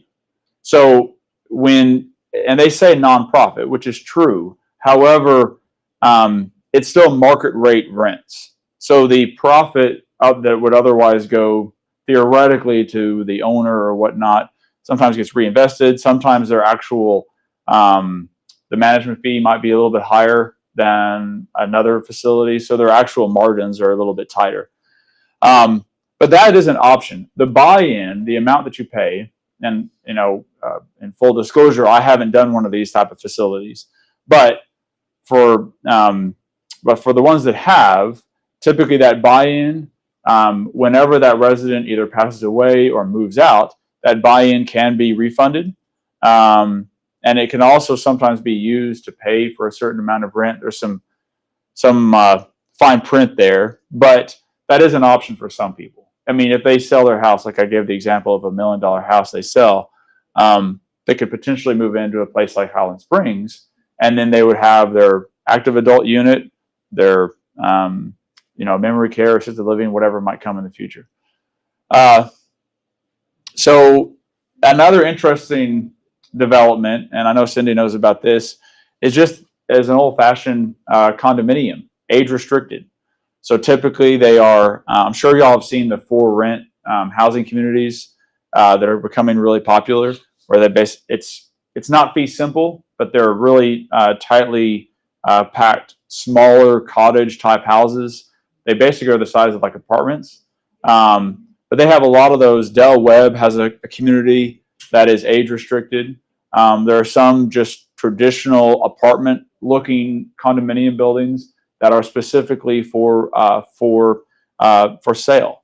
So the only distinguishable difference between an apartment and one of these condominiums is that they're purchasing it, and everything about it is the same as a traditional purchase. They're purchasing the right for the condominium and all those kind of things. For y'all's perspective, the big thing to remember and understand is that if you have a client who may be interested in purchasing an age-restricted condominium, either in a large development or even in a just a normal-looking apartment building, it's still a condominium, which means the HOA bylaws, the declarations, and all those kind of things. Yes, it is going to be maintenance-free like an apartment, but unlike an apartment, if something extraordinary comes up, plumbing goes out, or like we had the big freeze in 2021, there's a big issue, you have to make a big deductible payment toward the insurance company. They're going back to the owners and they're saying, hey, this was not in our budget for the HOA, so you have to pay into that. Yes. Before you go on this specific topic. Yeah. Land purchasing, is there, and I've got this question asked before and I didn't know what to answer. Some of them think that because they're 70, they're 65, is there any age restriction for them to say, yes, let me get a loan for this particular? Yeah, so that's a great question. So lending on a condominium for a residential normal buyer, I guess you could say, is a little bit different, because condominium, the way that those loans are underwritten on the secondary market when those notes are being sold, they have to be insured by Freddie Mae or whatever. And to be insured, they have to meet certain requirements. And so if you have a buyer, it doesn't matter their age. I mean, they could be 100 years old and get a loan. But the only difference is that whatever complex they're thinking about, they would need to make sure that the terms of the HOA and the way the HOA is operating has been either been warranted by Freddie Mae or is warrantable. So really, ultimately, the underwriter is going to be trying to make that decision. You're also going to talk to the seller. If it's a new condominium, they might have all of that information as well. But ultimately, the bank is the one taking that risk. So they're going to be the ones that need to understand it. I can tell you from experience, because I've built and we've sold condominiums before. They weren't age restricted, but some lenders are more familiar with the condominium process than others. Some will create. I'm sure you guys have worked with great lenders and ones that aren't as great. And the ones that aren't as great, it's usually on the front end. They tell and they say all the right things to the buyer, because on the front end, the guy selling the loan typically isn't the guy underwriting the loan, right? So then they wait until the end to try to underwrite the loan, and then find out, oh, wait a second, it's not insured by it's not warrantable. So then you run into serious issues, and you don't want to run into those, when you're coming to home plate. You want to figure that out from the beginning. So again, if I had to advise anyone in y'all's shoes, if you have a client who's looking at a condominium, I would say as soon as a lender makes them feel great about it, say, hey, has it gone all the way through underwriting? Because let's do that now, so we don't have an issue on the back end. That happened to us. Of course, we were the ones selling, so ultimately it was the buyer's issue. But we had about 3 lenders, and I'm talking about in the last 72 hours of closing, say, oh, wait a second, we can't get this done. And they didn't. They could have done that research 60 days ago, but Isn't it usually better, like when this restricted age locations pop up, they have their own lending, and it's better for them to purchase there. sometimes they'll have a preferred lender, or at least a recommended lender who knows the ins and outs of that development. Sometimes it's actually the same lender that loaned on the construction. And so it's important for them to understand the logistics of issuing that mortgageable loan. But yeah, in terms of the age restriction, some of them are, and some of them have that requirement, and some of them don't. I mean, there are lots of, obviously, condominiums are not age restricted, but the age restriction should not impact a person's ability to get a loan. That really, I don't know if I have it in here, but the whole age restriction concept came about. It's kind of a subset of fair housing. So you can't discriminate, of course, but you are allowed to discriminate based on age. And then when that, you cannot discriminate against someone because they're older, right? So what fair housing did and what HUD did is they figured out that there's a way to use that language and effectively say, well, you can't discriminate because someone's older, but maybe we can use that to discriminate against people who are younger. And so they created two categories of age restriction. One is 55 plus. So if you have a client who's looking at an apartment and they say we're 55 plus, but your client is 55 and they have 2 kids living with them, because 55-year-olds can have young kids, they can still move in there. If, however, they're in a community that's only 62 plus, then basically everyone has to be 62 plus. And so those are the two categories of age discrimination that are allowed for seniors housing. Interestingly, most assisted living facilities don't actually have an age requirement, because by default, everyone's going to be older because it's very expensive. And so you're not paying that unless you need those services, and you probably don't need them unless you're older. But we had a resident, actually one of our first residents, sadly, he was a young man. He was probably only in his 40s, and he was in our memory care portion of our facility. So, that's an interesting little, the age restriction thing is typically more thoroughly enforced with active adult than it is in the assisted living thing, because it's assisted living is going to be older by default. Okay, so we talked about the for sale. We talked about the buy-in. So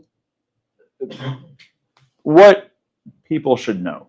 And I'm not in y'all's shoes every day. Y'all are, as I understand, most of you are in the brokerage side of things, or title side of things. So I'm not in your shoes every day, of course. But when I do get to interact with people in your shoes, some of the issues that come up, or some of the misunderstandings that come up, one of them just involves, generally speaking, downsizing and what downsizing means.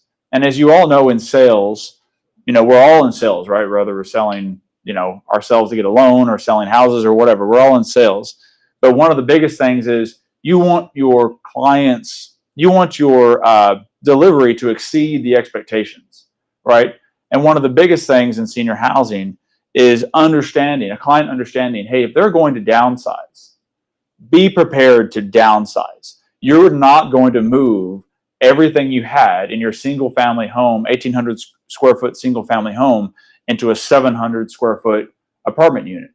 So, when you do the tour and you walk in a vacant unit, it's going to look big, but they need to understand that the reality of that space is that they're going to be getting rid of a lot of stuff. Storage, as it relates to that, storage is also going to be one of those things that's a new reality. In their homes, they could put stuff in the garage. They could put stuff in, an empty room. If they're empty nesters, they probably have a couple of bedrooms that they don't use. But yeah, that's not available for the most part in most age-restricted communities. You do have options for garages, and a lot of the residents will be able to rent those. And sometimes you have options for additional storage, but it's not like your house. And they also need to sort of understand when they're in that process, if you're encountering someone who is an empty nester. I mean, in my experience, we've had residents that have moved from their single family home in the suburbs, and then they purchased, their dream was to buy 2 acres, somewhere, right? Because they want to have a farm and they want to have all this stuff that they've waited for so long for. Well, they get out there, it's a lot to maintain, and then if you break your hip, if you have, or in some cases, a lot of cases, the husband will pass away before the wife. All of a sudden, they have a 2-acre ranch, and they don't want to take care of it by themselves, living out in some rural community. And so that's a reality that a lot of our residents find themselves in. So as they're making that next step, it's just important for them to understand all the options, because a lot of our residents, they purchased houses in the 60s and 70s, early 80s. They did not have senior housing options like they do now. It just wasn't a thing then. Over the last 20 years, it has become increasingly common for the decision to downsize, or when you're selling the home you've been in for 30 years, to move into a senior community. And so the ones that haven't been in that market, that don't know that's an option, especially some of the people who might wind up single and their husband passed away or whatnot, and they're trying to make that decision. They may not want to sell their house, but then once they understand, hey, you know what, I can actually move close by to where I currently live. There's a community of people that I can interact with every day. It becomes, the idea of selling their house isn't as intimidating, because there's already a community that they can get plugged into. And then the idea of selling your house and then buying another one can sometimes be, very intimidating, because there's a lot of, obviously signing up for a mortgage, a 30-year mortgage when you're 70 years old is a lot different than when you're 30. And so, it's really about knowing options and understanding what downsizing means, understanding what a senior housing community could mean. During COVID, that year after COVID, well, everything, was y'all were doing great right after COVID. I know there's lots of sales going on, but the senior housing industry as a whole, there was a lot of people really scared, right? So a lot of people just stayed where they were. They didn't want to move. We couldn't do marketing for any of our properties. You couldn't do live tours, and people in this demographic, they want to see the property. And so a lot of people were scared, but the people that were there, across the board, there are exceptions, of course, but the people that were there could not have been happier to have the community, because even though they were wearing masks and even though they were 6 feet apart, everyone could come downstairs. They could still see each other. We weren't having the same kind of fun events that we normally have, but we made it work. And so that community, at the end of the day, a lot of people make this move, not necessarily because of the unit, but because of the community that they're going to be a part of, because they have, they don't have to be at home by themselves all the time. Purchasing. So again, from y'all's perspective, and I touched on this before, but really, especially if they're going to purchase or at one of the buy-in communities, they need to understand the ins and outs of that fine print. So I highly recommend, of course, I'm an attorney, but I highly recommend for your clients to have someone that can interpret those HOA documents for them, because condominium communities can be great as long as you go into it with the right understanding and the right expectations, and then they can likewise be equally difficult on a senior if they went into it thinking that it was an apartment, and then once they're in there, they realize, wait a second, I own this. If I call and say I want something done, it's not just done automatically, because then I get a bill for it.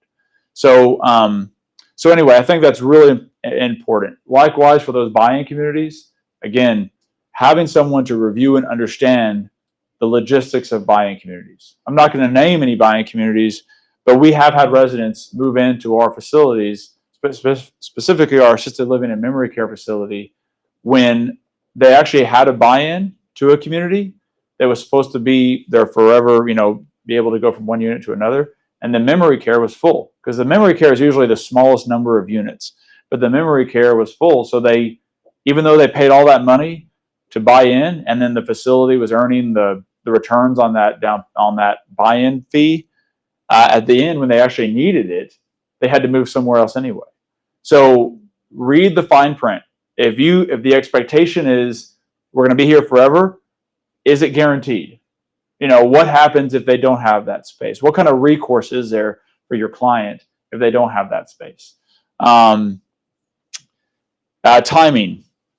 This is a big one, and you guys are almost definitely going to run into this because anytime you have new construction, if your client is selling their home, or maybe they're going from one community to another, but if your client's selling their home and they put a deposit down on a new construction facility,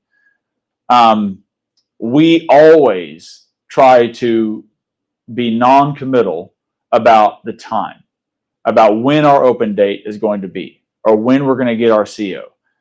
So many things can happen between the time the building is done, it looks done, and the time you get your CO. I mean, I couldn't even begin to list all the things that can happen.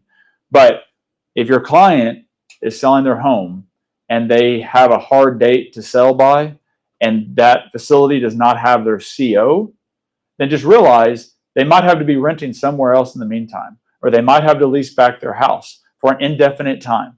Until a new construction has their certificate of occupancy, until that time comes, there's no guarantees, no matter what they say. Now, they can tell you, we think we're going to be open in February, but there's no guarantees. And the leasing agents that your client may be interacting with, or that you may be interacting with, they want to make the lease. Of course, they want to make the lease. So there's a human nature to try to give you some amount of definitive information. I mean, you're going to get some amount of a date or a goal date, but don't take that to the bank, because until they get their CO, there are no guarantees.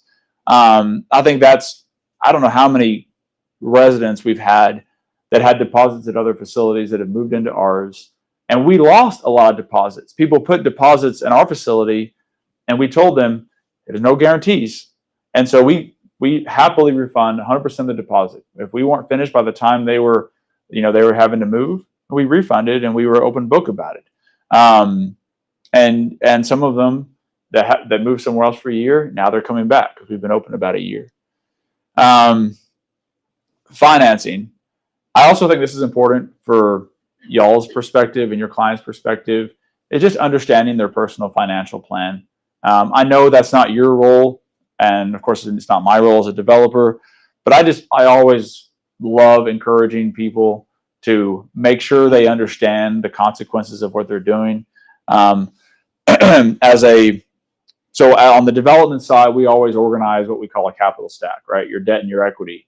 We're very careful with any of our investors to make sure that if you're coming into one of our deals, you're taking that risk, but hey, here's 1,000 pages of disclaimers for you to make sure that you understand that, hey, if you put money into real estate development, there's no guarantees. It's not like a bond, right? So likewise, if someone is going to be selling their house and they're doing a buy-in, they're doing a condo, or they're buying another house, just so they understand what their financial plan is.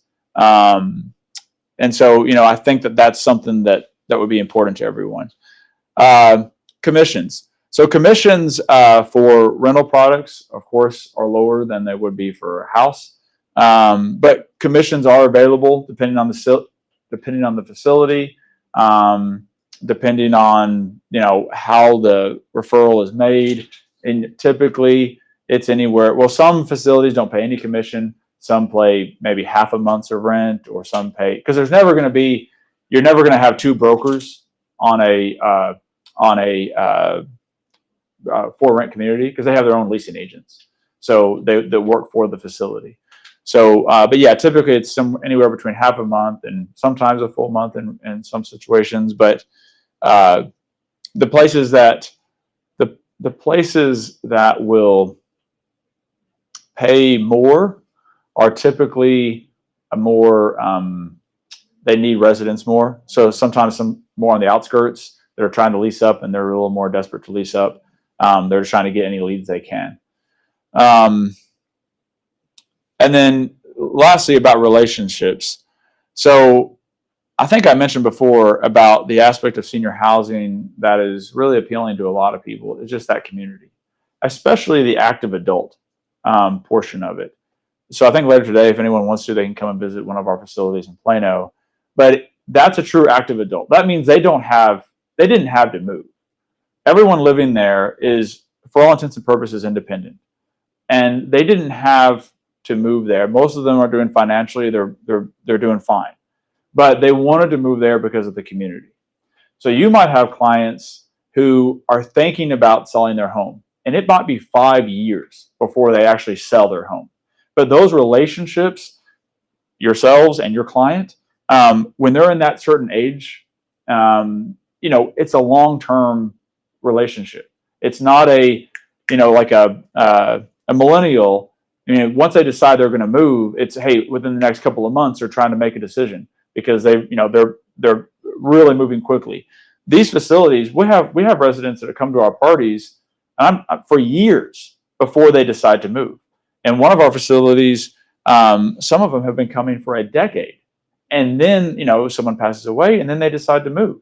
But that's one of the biggest differences between multifamily and senior age restricted multifamily is just, I don't know how many of you lived in an apartment or live in an apartment, but typically you don't really know your leasing agent, whoever's working in the front office. There's not a personal relationship there. For these kind of facilities, everyone knows each other by name. They have parties together. They have a relationship that develops over years. And so, that's one of the biggest differences. Traditional apartments, if they have what they call a cold lead, so if someone calls in and they haven't made a decision within 60 days or so, a typical apartment doesn't continue following up with that same person because they've already moved. Our facility, it lasts for a long time. And when you get to know a lot of the people who live there, you get to know the people who don't even live there because you see them so often. And then one day you look up, oh, they're living there. And so anyway, it's a very rewarding kind of facility to develop because you get to know the people. I don't know what else we have here. So here's this is just some images of our facility, the one you're going to see in Plano. Kind of go over it with you. I'm going to go into a little bit of the financing, just for your own edification. You might find it interesting, or you can just nod off. It's okay. But so when developing multifamily, we mentioned the tax credit thing. There's also a way that developers can finance these type of developments where the loan is actually insured by the federal government. It's called a HUD 221D4 program. A lot of apartments you see, age restricted as well as just straight market rate, are insured through this program. That doesn't mean it's low income housing. It doesn't mean it's tax credit. It's just a way that the loan is insured so that the borrower gets better rates. Typically, developers who are doing this are more long term. So a lot of the developers that do the HUD program, they are in Texas. They're going to be here for a long time. We have assets that we've held now for over 10 years. We did not finance our assisted living center through HUD, but we did this one that if you're available, you can tour. We did. The reason why we have a bunch of land is that when the loan is being underwritten, they're very conservative with seniors because seniors don't move in as quickly and as many per month as you would have in multifamily. A typical apartment, say 200, 250 units, they're going to move in maybe 18 to 24 people a month, especially an infill location, maybe more. So they might fill up in 6 to 8 months. Senior housing, we're doing pretty well there. We average about 6.5 a month. And that's actually beating industry standards by quite a bit. So yeah, 6.5 a month. So HUD is pretty conservative in what they allow to be built. So we only have 136 units, and it just has to do with those constraints. But yeah, for the most part, though, another difference between age-restricted and regular multifamily, we have interior hallways, air-conditioned hallways, access control. We have a larger community center that you're going to see. That's where people congregate. True active adult does not do 3 meals a day. They might have some events that are catered, but for the most part, the residents are eating on their own. They're making their own food. They're going out to eat. They're ordering Uber Eats or whatever. But the layout of it is such that in the middle there is our community center. And then we basically have units that have interior hallways. Units, 1 bedrooms are going to be around 700 feet. 2 bedrooms can be as high as almost 1,200 square feet. And that's pretty much the range that you'll see most of these facilities. There's a lot. I mean, if you go out and Google active adult, and when you call and try to inquire, you'll see true active adult communities. A lot of them are very similar in nature. We have outdoor amenities. We have things for the residents to do. But the product is designed for community. It's designed for interaction. It's designed for people to get together. These are kind of our unit layout. So you can kind of see where we call it the grand room. That's kind of our community center. Oh, sorry. Yes. How many units do y'all have? We have 136 at this facility. And what is your census right now? How many are full? We're around 80%. Yeah, give or take. Yeah, I think at the end of April, I think we'll be just north of 80. I think that's how many leases we have. So, yeah. These are for rent. So this is just a traditional, it's basically a normal apartment, except you have to be 62 or older to move in. And so, yeah, I mean, one thing we found is that our 2 bedrooms are extraordinarily popular. It's just most apartments and most apartment developers, they do more 1 bedrooms. Typically, you can charge more per square foot for a 1 bedroom. But the 2 bedrooms, because more 1 bedrooms are built, people moving now are looking for that 2 bedroom space because it's not available wherever else they were looking. So we might have another development in Frisco here this year. We're probably going to go a little heavier on the 2 bedrooms, probably 40% versus 30 or 25%. But yeah, it's like I said, we're getting about 6.5 or so a month, which is pretty good for seniors. Let's see. Okay, these are the other different floors. And so you'll see if you go over there. So the first and second floor of around the community center are all amenities. The grand room. We have a exercise studio. The exercise studios in active adult are going to or should look different than they do in multifamily. In multifamily, you're going to have weights and you're going to have, it looks like a LA Fitness. But in our facility, we have chairs and we have, because it's a lot of chair exercises, right? But what's interesting is depending on the developer and the management company. Have y'all ever dealt with Greystar? It's a big multifamily management company. When they first started getting into senior housing, you'd go in and it would look like a normal apartment. And then they have since, fine-tuned how they do everything from their weight room, from their exercise room to their offices and their community center. So it's really interesting. Let's see what else we have here. These are just some of the unit layouts. Again, basic 1 bedrooms, 2 bedrooms. Now you're going to see all of your multifamily is going to have your typical, granite and stuff like that. The LV, obviously the LV, or the luxury vinyl tile is going to be your flooring for the most part in most multifamily. Seniors are no exception. One big exception is all of our toilets are high-rise toilets. So in normal multifamily, you might have a certain percentage of your units that are handicapped, ADA approved, and then only those will have the high-rise toilets. Ours, not all of our units are ADA, but all of our toilets are high-rise just because if we don't have it that way, they complain. And so we just, pulled the Band-Aid off and said, let's just do it all that way from now on. What do you mean high-rise? So when I say high-rise, I mean the toilet actually it's about 2 or 3 inches taller than a normal toilet. And even what's that? Does it come with washer? A washer and dryer? That's kind of bidet, but when you go number 2, it's washing all bidet doesn't need it. Oh, but no. It doesn't have that. No, it has. Although who knows? In the next, however many years, that could be something that they offer. One thing we're finding is that this is becoming an increasingly known product that people now, because 10, 15 years ago, if you went to, if you were polling seniors, there might be a couple that are familiar with these kind of products.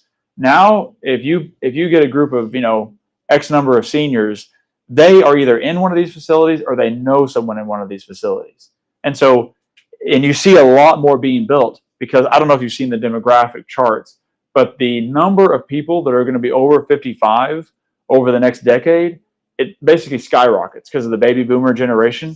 And so there are, I don't know how many units right now, but they are continuing to be a very, very popular destination. And there's going to be a day where this is actually more common than, someone who's in their 80s. Most of them are going to be living in one of these facilities versus just staying in their single family home for, until the very, very end. So, yeah. Quick question about the ADA. Because you said they're not all ADA. Mhm. Is that typically like grab bars and? Yeah, so in multifamily and senior housing, your ADA differences are primarily, you're going to have grab bars. You're going to have the threshold over the shower is going to be different, just in case they're in a wheelchair. Your countertops are going to be a little bit lower. Your the turning radii in the kitchen is going to be different.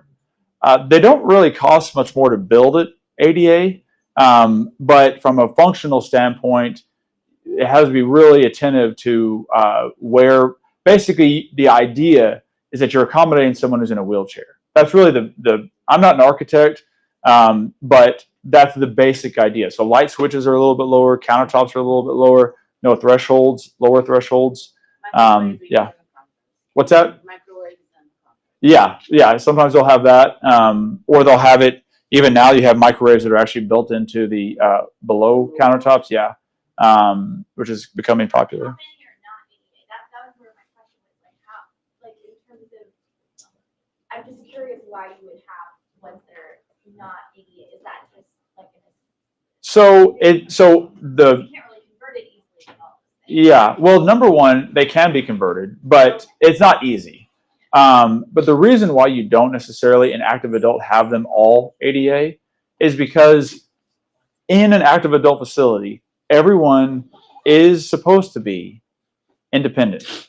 That means ultimately what that means is in the event of a fire, they need to be able to get out of that building without assistance. That's what that boils down to. And so as a facility, if we advertised ourselves as, hey, we are all ADA, compliant, but we're also active adult, then we could kind of get into a gray area where someone says, well, I'm handicapped, but I moved in there, and then if there's a fire, God forbid, can they get out easily? Like there's a lot. So if you went too heavy with the ADA, you can do more. Typically, it's somewhere between 5 and 10%. Is typically what your ADA. That's going to be true for multifamily as well. And again, the International Building Code and architects can have all those specifics, but yeah, that's typically what it is. Yeah. There's his contact information. Oh, sure. Please jot it down or take a picture of it, please. Investing wise, which one is more profitable? Like the ones which has more government involvement? Does it help you get more rent? Okay, so his question was, which one is more profitable as far as the way that the deal is structured? So senior housing, sometimes your rent can charge a small premium because someone wants to live amongst people their own age. So sometimes you can get a little bit more per square foot, but it takes longer to lease up. So sometimes it's a push. Typically, most infill buildings that are done, they're done that way because the city doesn't want more multifamily. They don't mind senior housing, but they don't want more normal multifamily. The HUD component of a development, it does give you a lower interest rate, but there's also prepayment penalties. So again, it depends on your long-term goals. So we're long-term hold developers. We're not merchant builders. So whatever we build, we intend to keep basically forever. And so in our case, it works out better for us.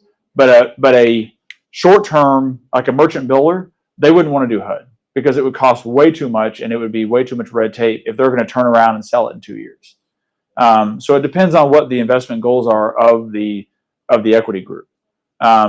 Typically, on these deals, you might have nowadays on a HUD deal 20-25% equity. On a traditional multifamily right now, it's probably closer to 35%. So again, it depends on the long-term goals of the investors. On a good deal, you can't offer like government programs.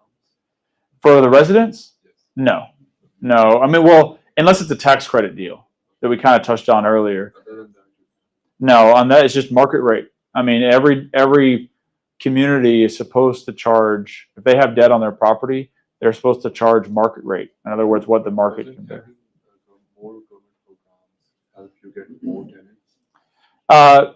It can so the government program that we have doesn't really have anything to do with the tenants, because ultimately we have to make our operating expenses and our debt service. We have to do all that stuff outside of it's just a way that loan is insured. VA or like Oh yeah, good question. Social Security.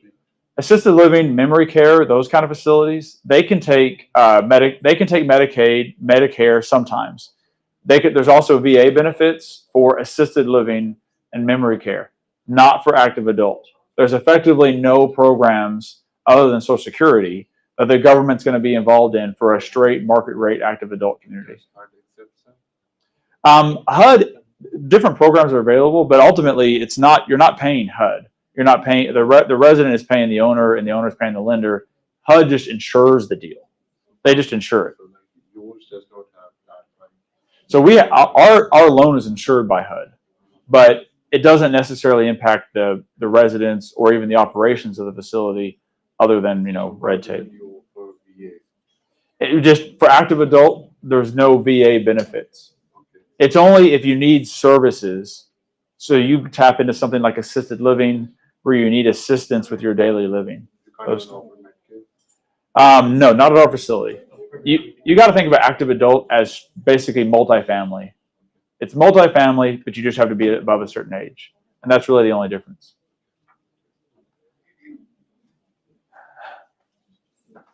Right. Good. Anyway, okay. All right, guys. Well, thanks a lot. Appreciate it. Thank you, Travis. I know earlier someone has a question about tax. Oh. So we do have a CPA in-house, and I'm gonna bring her and her partner up, and they can share about their CPA and their background and their expertise. And of course, you can always contact them for any taxes needs. So here's Tiffany.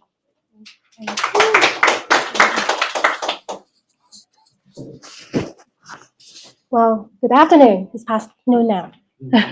So thanks for having me back again. And it's a great introduction from Mr. Thompson and a lot of very useful information. In fact, I encountered several clients in a similar situation, so I learned a lot and appreciate that. And one point that he pointed out earlier is the relationship.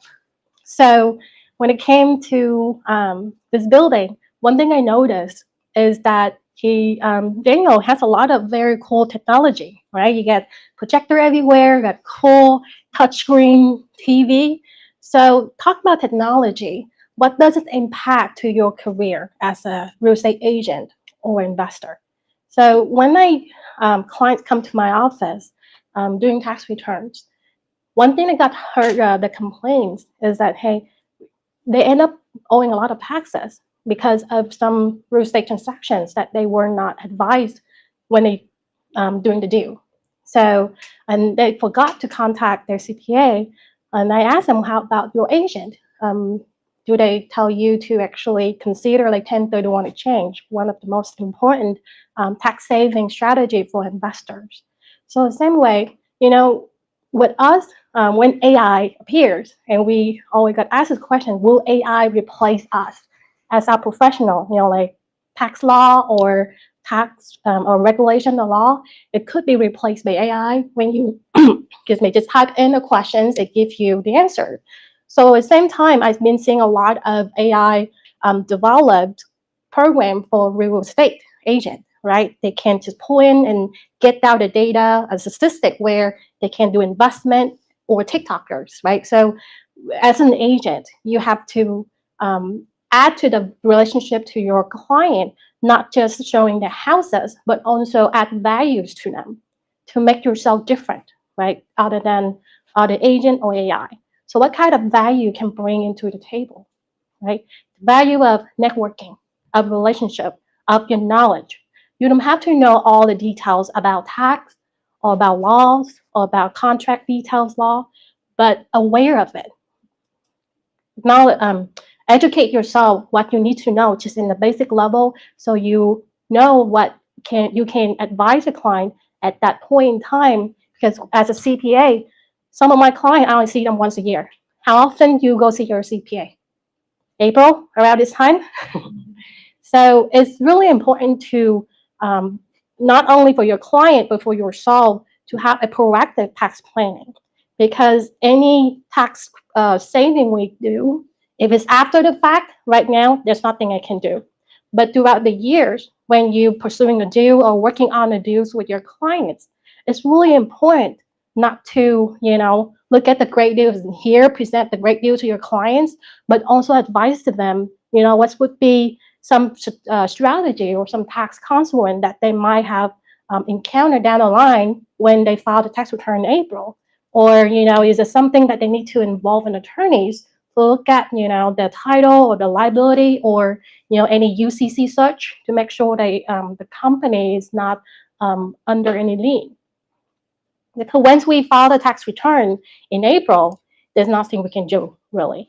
But within November or December, or even they sign the options to to execute the contract, that's where we can step in and add our value in.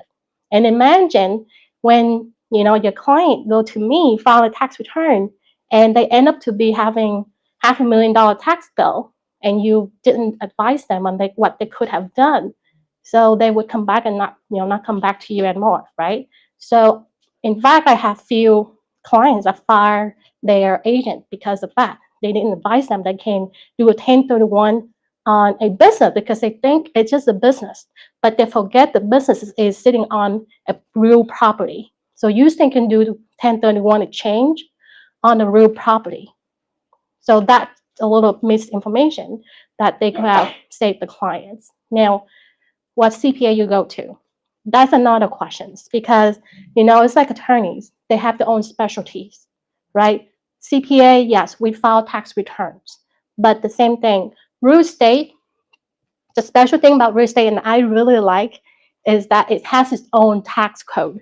There's a lot of special tax code for real estate industry, and it could be the lobbying in the DC, maybe. And as for all of the reason, real estate is just having a lot of tax credits, a lot of things that people can overlook. The CPA that they're not specially trained in real estate transactions, or attending these kind of very informative session, they would not know, right? Like the tax credit that Travis mentioned earlier.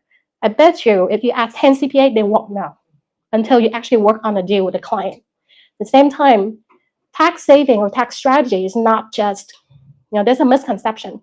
Tax saving is not just showing your expenses or showing your income and claim a lot of deductions that can lower your tax. And then you get in trouble with the IRS later on. That's not how the tax strategy should work. The tax strategy should work in the way that you make the IRS work for you. Because believe it, the IRS still has a lot of programs that incentivize investors and entrepreneurs to make money in this country. Not only the IRS, but the local government, the state government, they have their own special tax credit and program to promote the development of their, the city in the area. So working with someone that know the area and know, there's a lot that what tax credit that you can utilize, that's where the saving that you can, utilize most of them.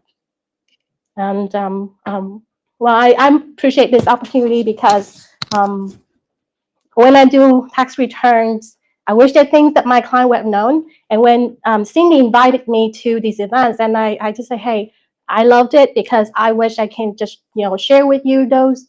Just have your mindset thinking of ahead of time instead after the fact. That's why I want to share with everybody so that you can, make good money together. Yeah. Yeah, I have some business card. I will. She'll share pass that. out the business cards, but here's the last tip before we start lunch and then the tour is if you were to represent the seller, right? Especially investors commercial, then ask them, have you discussed the sale with your CPA yet? Okay, are you aware of 1031 exchange? If you're not, let me introduce you to a 1031 exchange and the CPA who is specialized in 1031 exchange and real estate planning, real estate taxes. And if I were you, and I would send out some of the marketing materials to my potential commercial clients, right? I may add in the presentation that you have a team of CPAs, attorneys, all these resources that makes you different, and that's what you have to provide services to your clients. Because that's special, right? And remember, commercial clients are investors, the business owners. They're not residents with emotional attach when you work on the residential deals, right? These are people that are experts, they're investors, they need more than information that they know. So the more you know, the more is better, right? So on the investment side is, the resources, the return and all of that.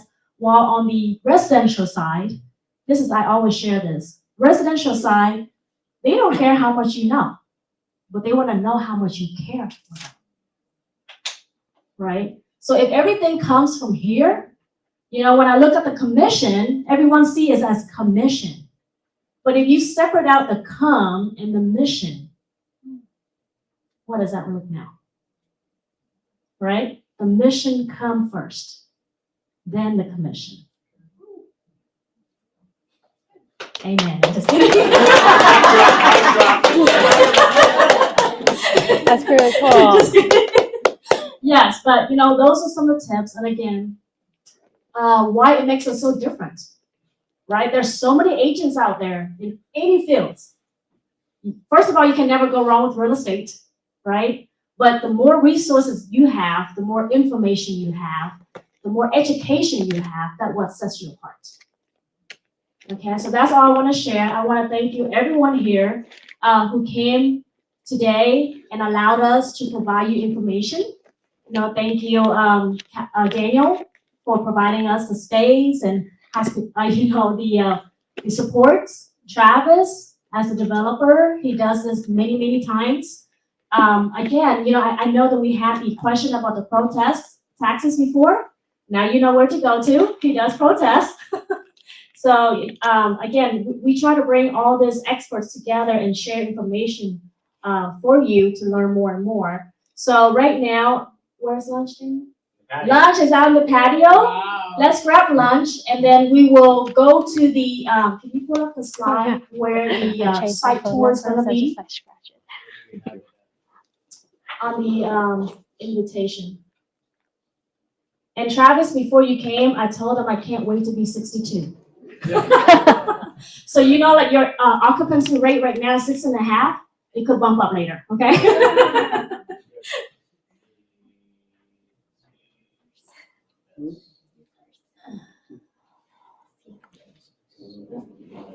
Not happy hour. There you go. So there's the address, Twin Rivers Senior Living on Alma.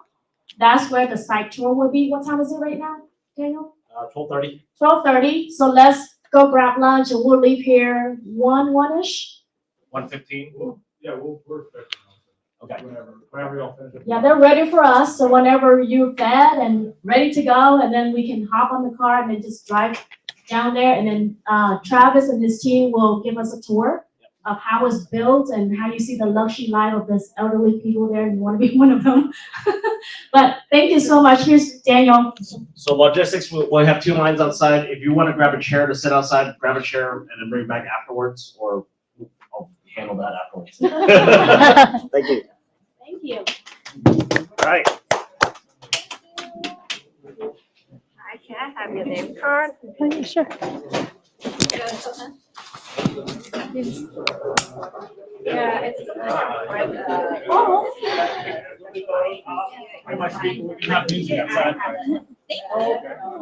How are you? Never been the little one. I was expecting the little one. How are you?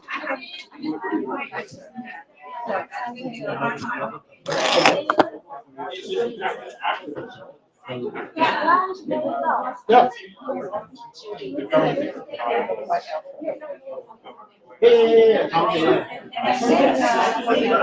Oh, okay.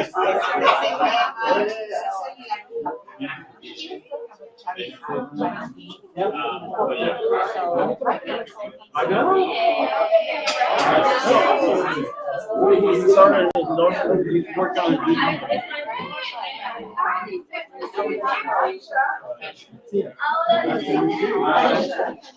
I haven't heard anything. No, my career is good. Because they're supposed to fight, they're supposed to partner. Something happened.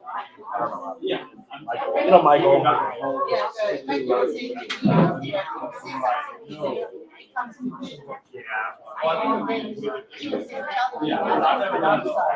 No, I think he was supposed to. So you've already seen it? I don't think it's part. It's always another part. I don't know.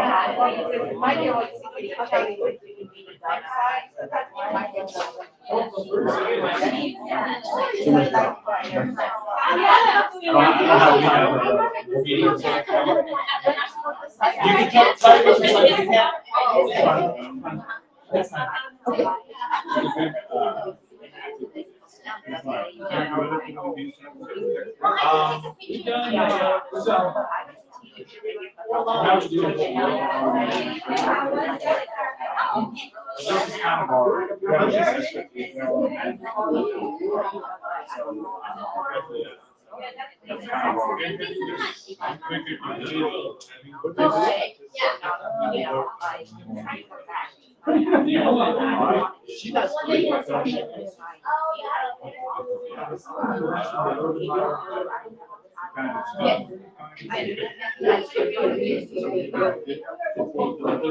Well, you know, like 6'4". Oh, yeah. I do have all. I know all. I just have to. Yeah.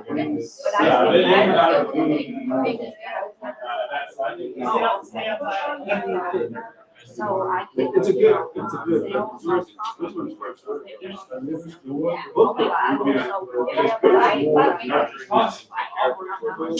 I